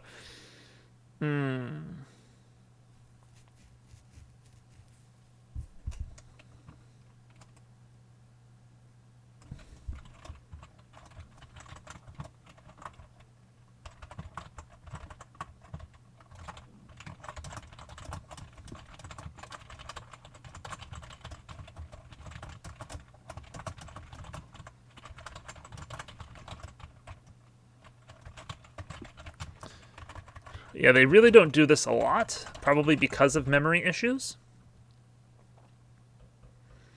Even Phyrexian and Jester only did it 1 time. Even if you like exiled it and brought it back, you still only had to worry about 1 power toughness boost. Just to ask, should it be a mutant, even if it doesn't have the traditional mutant mechanic, whatever it may be? No. I think if it doesn't have the traditional mutant mechanic, it should not be a mutant. I know so many people that hate Y in MTG cards. Well, it's very complicated. I don't blame them. I don't think it's a huge deal if it's used judiciously.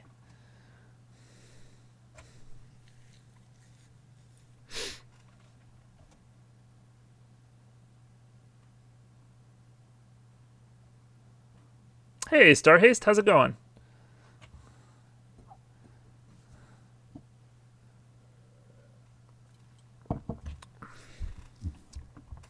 Ooh, it could be until end of turn.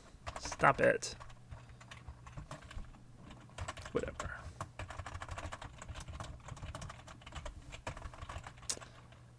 I can spell.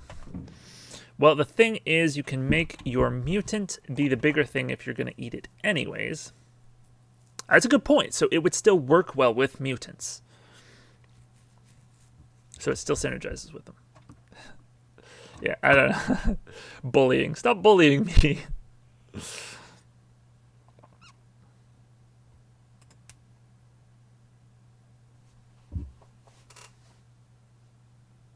Well, it's definitely interesting.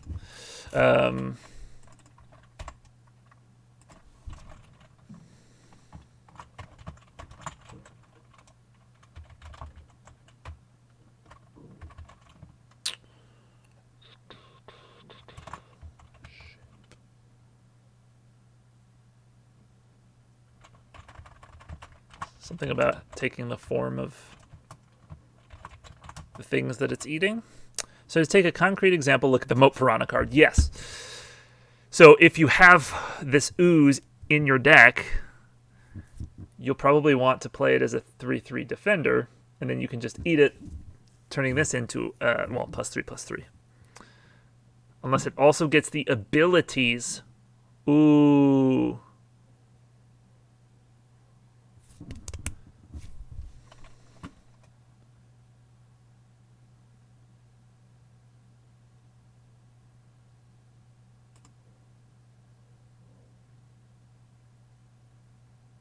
I don't know how to put that in the wording here to make it simple but understandable. And gains all abilities of that creature until end of turn, where X is the sacrificed creature's power and Y is the sacrificed creature's toughness. Does this make sense?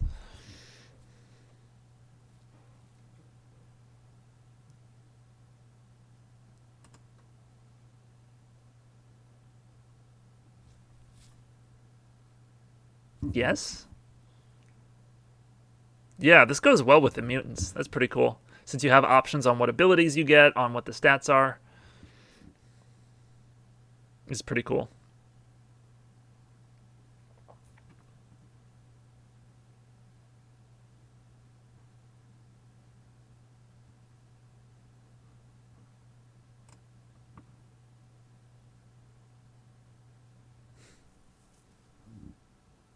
Yeah, good designs.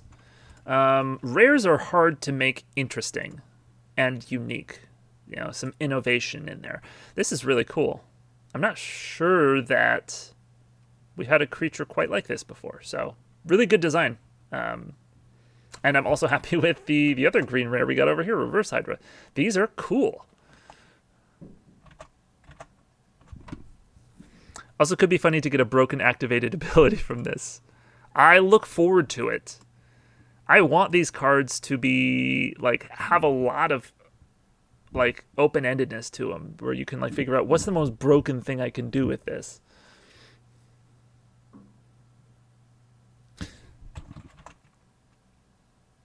Okay, to be fair, these two are kind of similar in that they both share abilities from other creatures until end of turn as an activated ability. So maybe they are encroaching a little bit too much on each other's design space. We may have to cut one or the other, but still, pretty cool. Gets an untap ability and a tap for mana ability.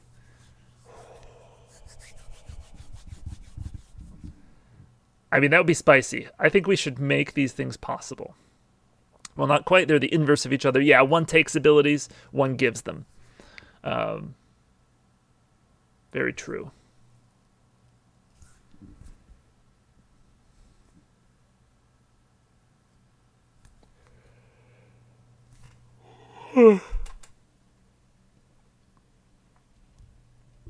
All right. Well, do we have anything else that we want to work on before we call it? I'm getting kind of hungry. I'll probably go get some food after this. But if there's anything else pressing, we could probably squeeze it in. Star Haste says, I had an idea for an artifact land with crew 3. Yes. Let's do that one, and that'll be our last design for today. I had a funny moment in draft today where I had 2 instances of ward 1 on a creature. So you had the 1-drop with Disturb. When it comes back, it gives ward to another creature. And then I guess you comboed it with Gavany Dawnguard.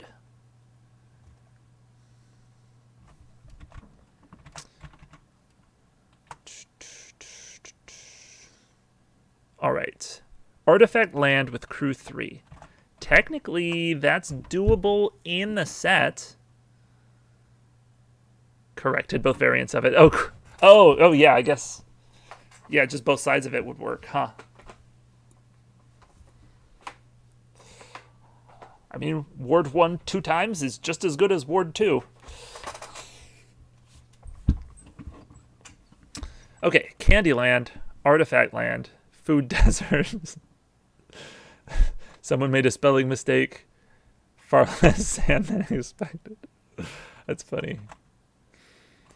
Okay, Star Haste. What's your idea for the Artifact Land? Obviously you said Artifact Land with crew 3, but do you have any more specifics than that? Artifact, I guess it's a land.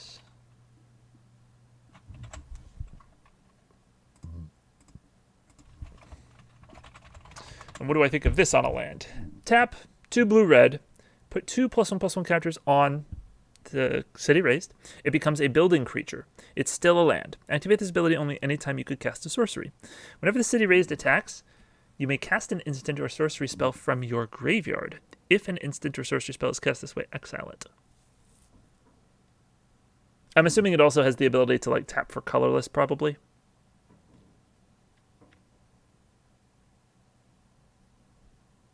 I mean, that's a good land. That is a great late game land for like a control. Okay, it's legendary. That's good. So you can't have multiples going on at the same time. I think it's a cool design. It might be a bit strong in constructed, but also, I mean, it turns into a creature and it taps to do so. So there's like plenty of time to answer it. Turns into a 2/2, so it's really vulnerable. Yeah, I think it's probably actually pretty fair and very cool. I think that's cool. Okay, Artifact Land.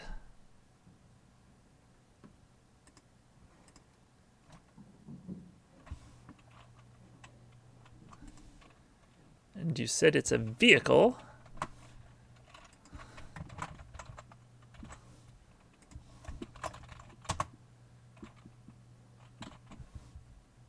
So it would have a toughness. I guess, does that mean that we give it the vehicle frame? Probably.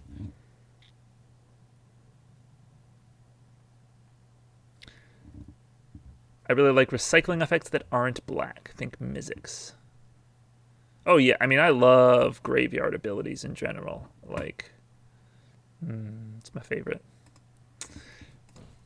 I had no specific ideas for the crew land, but maybe a high-costed ability that permanently turns it into a creature. Interesting.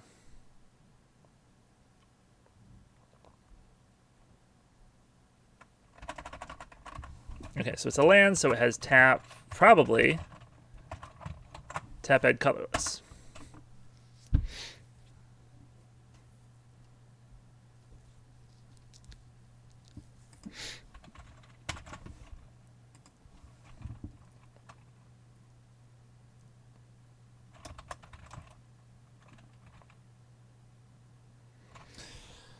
The problem is the crew mechanic itself cannot permanently turn it into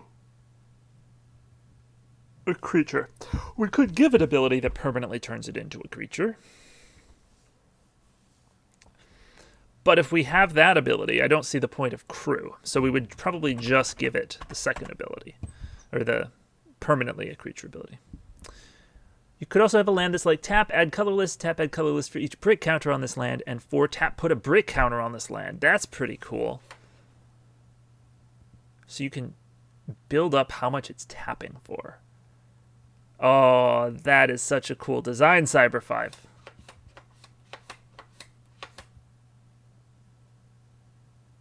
Do we put it in the case files? Also, at this point, no need to keep it an artifact land. Right, if you're turning it permanently into a land, like if it doesn't actually have crew, why not? There's plenty of lands that animate, and they're not vehicles. So I feel like if it is going to be a vehicle, it needs to crew.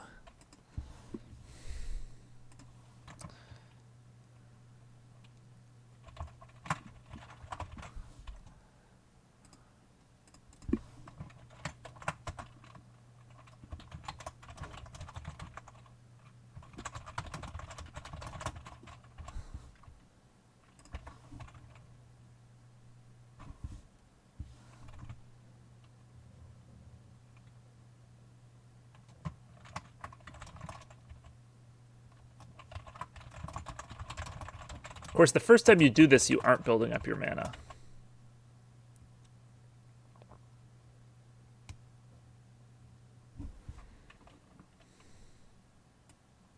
I mean, you could just have it enter with a brick counter, but that does make proliferation very easy.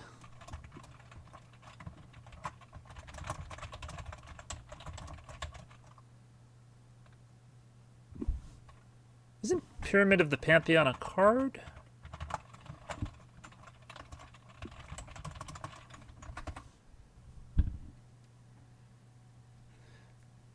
Oh, yeah, it is kind of the card we're building, isn't it? It's 1 mana artifact. Pay 2 and tap it to add 1 mana and put a brick counter on it. And then once there's 3 mana on it, you can add 3 mana, or 3 counters on it. You can add 3 mana of any one color. I mean, proliferation is easy with this anyways. It is still different enough. I agree that it's different enough.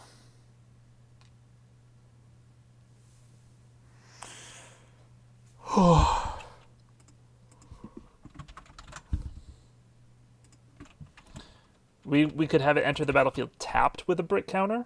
That might be a little more fair. So that way, if you're doing degenerate things with proliferate, at least you don't get to do them the first turn. Oh, you were just using brick counters as a placeholder. Yeah, that makes sense. I mean, brick counters works though, right? I tend to shy away from proliferate. Yeah, we had a proliferate type mechanic in the set for a bit, and we ended up cutting it just for space reasons and disagreements over how it should be used. But, I mean, we could probably put a proliferate card in the case files. Anyhow, that's a cool design. You can make it any counter that fits the flare. Yeah. I guess if it's not brick counters, it could go in the main set, because brick counters feel very... because it's an old mechanic. But I'm not sure if they fit anyway, so maybe doing a different type of counter would work.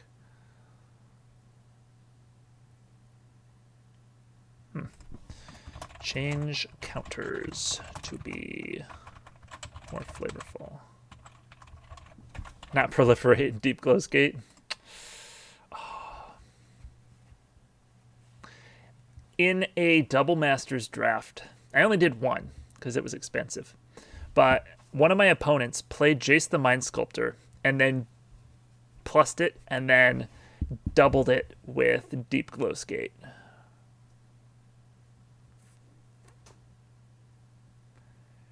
And then they ulted it on me, so I only had 5 cards left in my deck. And I still just barely won, because they weren't, I think, the most experienced player, so they gave up some value that would have kept them alive. But that's my one experience with that card. I'm just saying, but if Scream and Phylactery counters exist, all bets are off. I mean, that's a good point. We can do whatever type of counter makes sense. And yeah, I guess most brick counters... the mechanic brick counters was all about getting 3 of them, or in the pyramid, Sunset Pyramid, you start with 3 and then you run out. So yeah, we could do a different type that's more flavorful. I just don't know what they would be. Spice 8 Rack made a genius video on this. On like brick counters? Or oh, just on counters, yeah.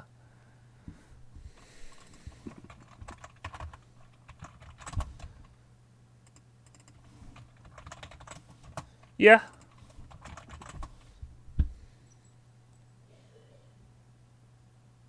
Counter types in their names. Yeah, I think it's great that there's just random counter names. I mean, I think most of the time they could have no name at all. Just put a counter on this. But you need the name to sort of have other abilities that care about it, and so they make it flavorful. Why not? Also goes with specimen collector too. That's a good point. He argues that charge counters can basically always be replaced by more flavorful options unless it's Kaladesh. Well, or any artifacts. Didn't Mirrodin have a lot of those?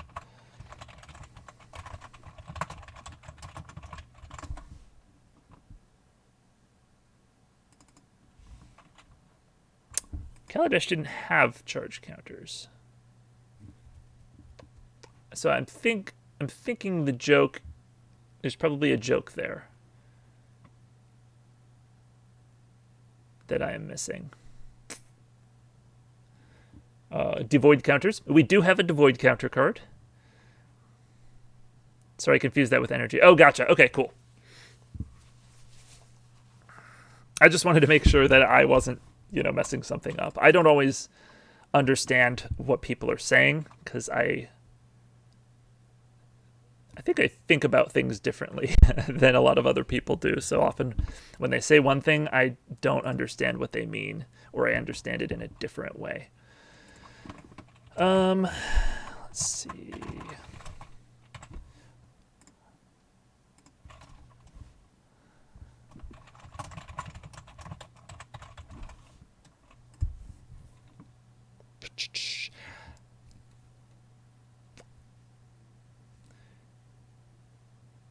Mostly seem to think about things in a little more depth. Thank you. I mean, I try, and I think I probably come across that way more on here as well, because I want to make sure that I'm, this is a format where a lot of people are suggesting things, and I'm sort of moderating it all, and I want to make sure that I'm giving everybody's ideas due process. I don't want to make anybody feel like I'm shooting them down. So I feel obligated to definitely think things through a lot here and make sure everyone's being treated fairly, because I don't want people to get upset with me.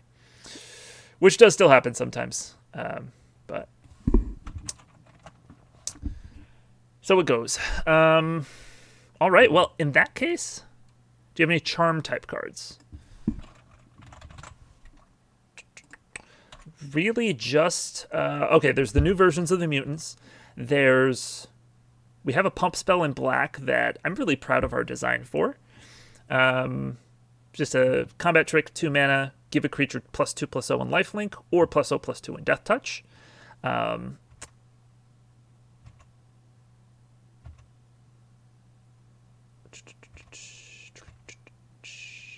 We have an uncommon that can destroy a land, a creature with flying, or ramp for a basic land, and you can choose up to 2 of those. Aw, thanks, Flynn. Still says no to 6 mana dinosaurs and mono red ramp. I mean, I'm not saying I won't shoot down your ideas. I'm saying I don't want to shoot them down without considering them. Yeah, this is the cool card. I agree. I'm not sure who came up with this one. I don't want to misattribute it, but somebody on the stream came up with this, and it was a really good idea. And then we just have this uncommon, and because our green-white theme is you can either go wide or go tall, which, to be honest, a lot of go wide themes are kind of like that, but we're more explicitly like that. We have the option between doing so on our signpost uncommon. And you're suggesting Soul Meld, white, blue, black. Uncommon instant. As an additional cost to cast this spell, sacrifice a creature. Choose one. Target opponent sacrifices a creature. Scry 2, then draw 2 cards. Or, target opponent you control gains your choice of target creature you control gains your choice of indestructible or protection from a color of your choice until end of turn.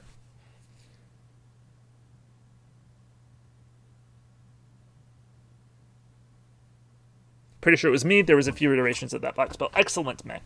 Well, thank you. because it is a good design. Maybe I should start putting the people who design the cards on there.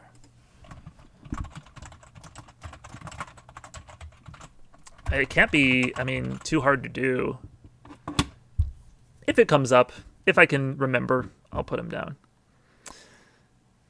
Kind of trying to reimagine an uncommon cycle of shard charms.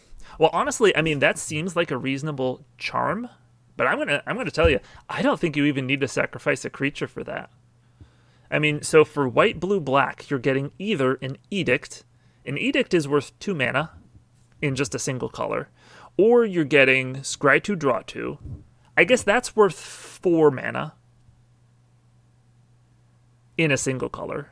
But at instant speed, so I guess this is instant as well. And then target creature you control gains your choice of indestructible or protection. That's 1 mana. Good luck going back through the pods to figure that out. Yeah, I don't think I'll do it for every card, but maybe going forward, I will start to try to do that. You know, not that it's about any one individual designer, but I do want to give credit where credit's due. Oh, yeah. Well, we will... Let's see. Design. I'll put him in this line, because we are going to have art. There we go.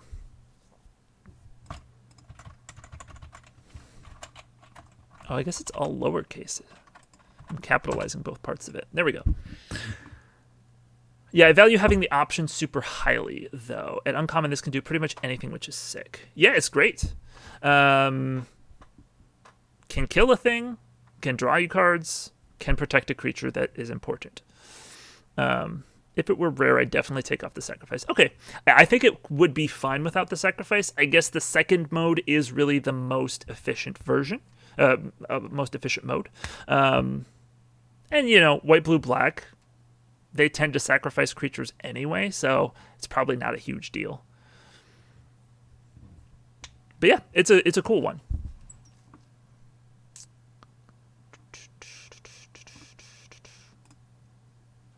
Okay. Put it 1 line lower, maybe? The name, I mean? Oh, are you talking about this? You want me to put it here? I chose to put it up here because ideally when the set is finished, we will have actual art, and then I will need to put an artist credit down here. So that's why I put the design credit up here.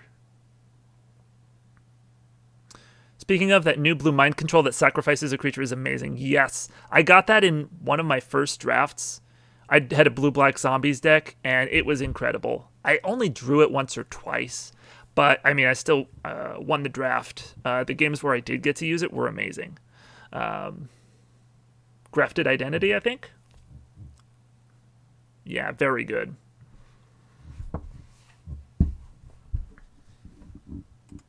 Especially because, you know, blue and black have access to so many just bonus creatures, you know. On cards you would already be playing, you just get a 2/2 that's not really useful for too much besides sacrificing. Or if you have a huge horde, obviously you can swing in. But yeah, it's great. Sacrificing a creature is basically not even a cost for you. What about a spell with gain control of target land? Also, the art is awesome. Literally stole a guy's face. Yeah. It's pretty horrifying. Gain control of target land.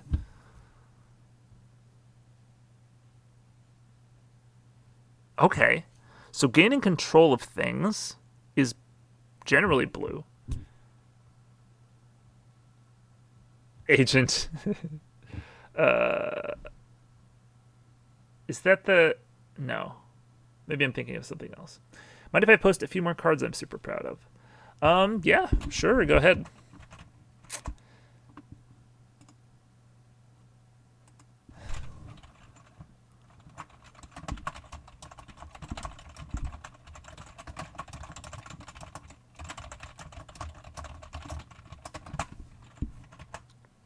Agent of Treachery is the one I meant. Okay, cool. Sorry, we have another person on here who has brought up an agent card that they designed a couple of times. So I thought that that's what you were talking about before realizing that you are not the person who's posted that. So, yeah, Agent of Treachery was a broken card. You really should have had a rider on it, like if you cast it from your hand, instead of just like whenever it enters, you get to steal a thing, and let's just let you flicker it a million times. All right, I guess. Oh, Flynn, if you would like, if you haven't been to our Discord yet, there is a link to it. And there's places there for you to just post your own designs and get some feedback, or, just other people can stand in awe of you. I believe they did try that change on Arena. I mean, like the moment I saw the card, before anyone had even played it, I was like, clearly this only works when you cast it from your hand, right? It's either a cast trigger or from your hand trigger. No.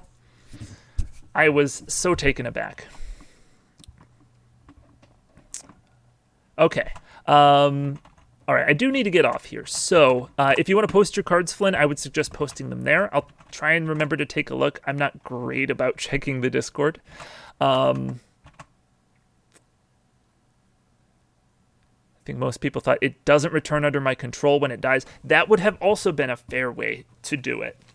All right, Star Haste, I will write down take control of target land for next time so that we don't forget that.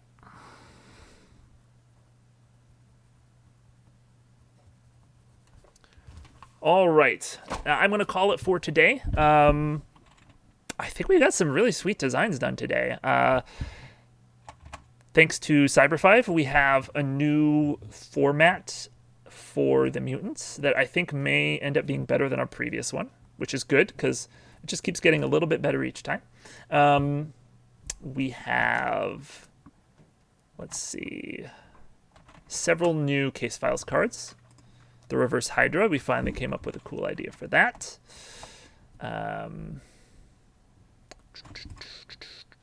Oh yes, our new sweep card.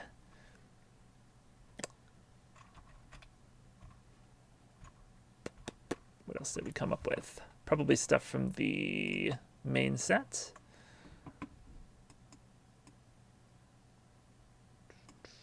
Like the ooze. I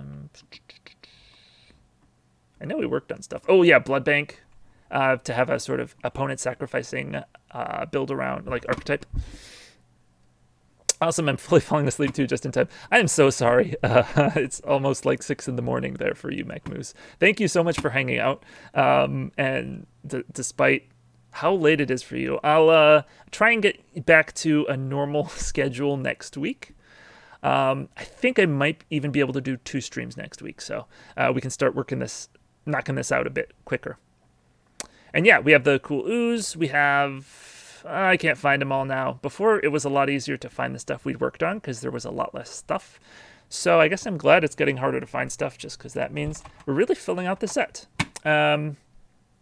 So I can't say how much longer it'll take to get a good first version of everything, but I am excited that it does seem to be coming along.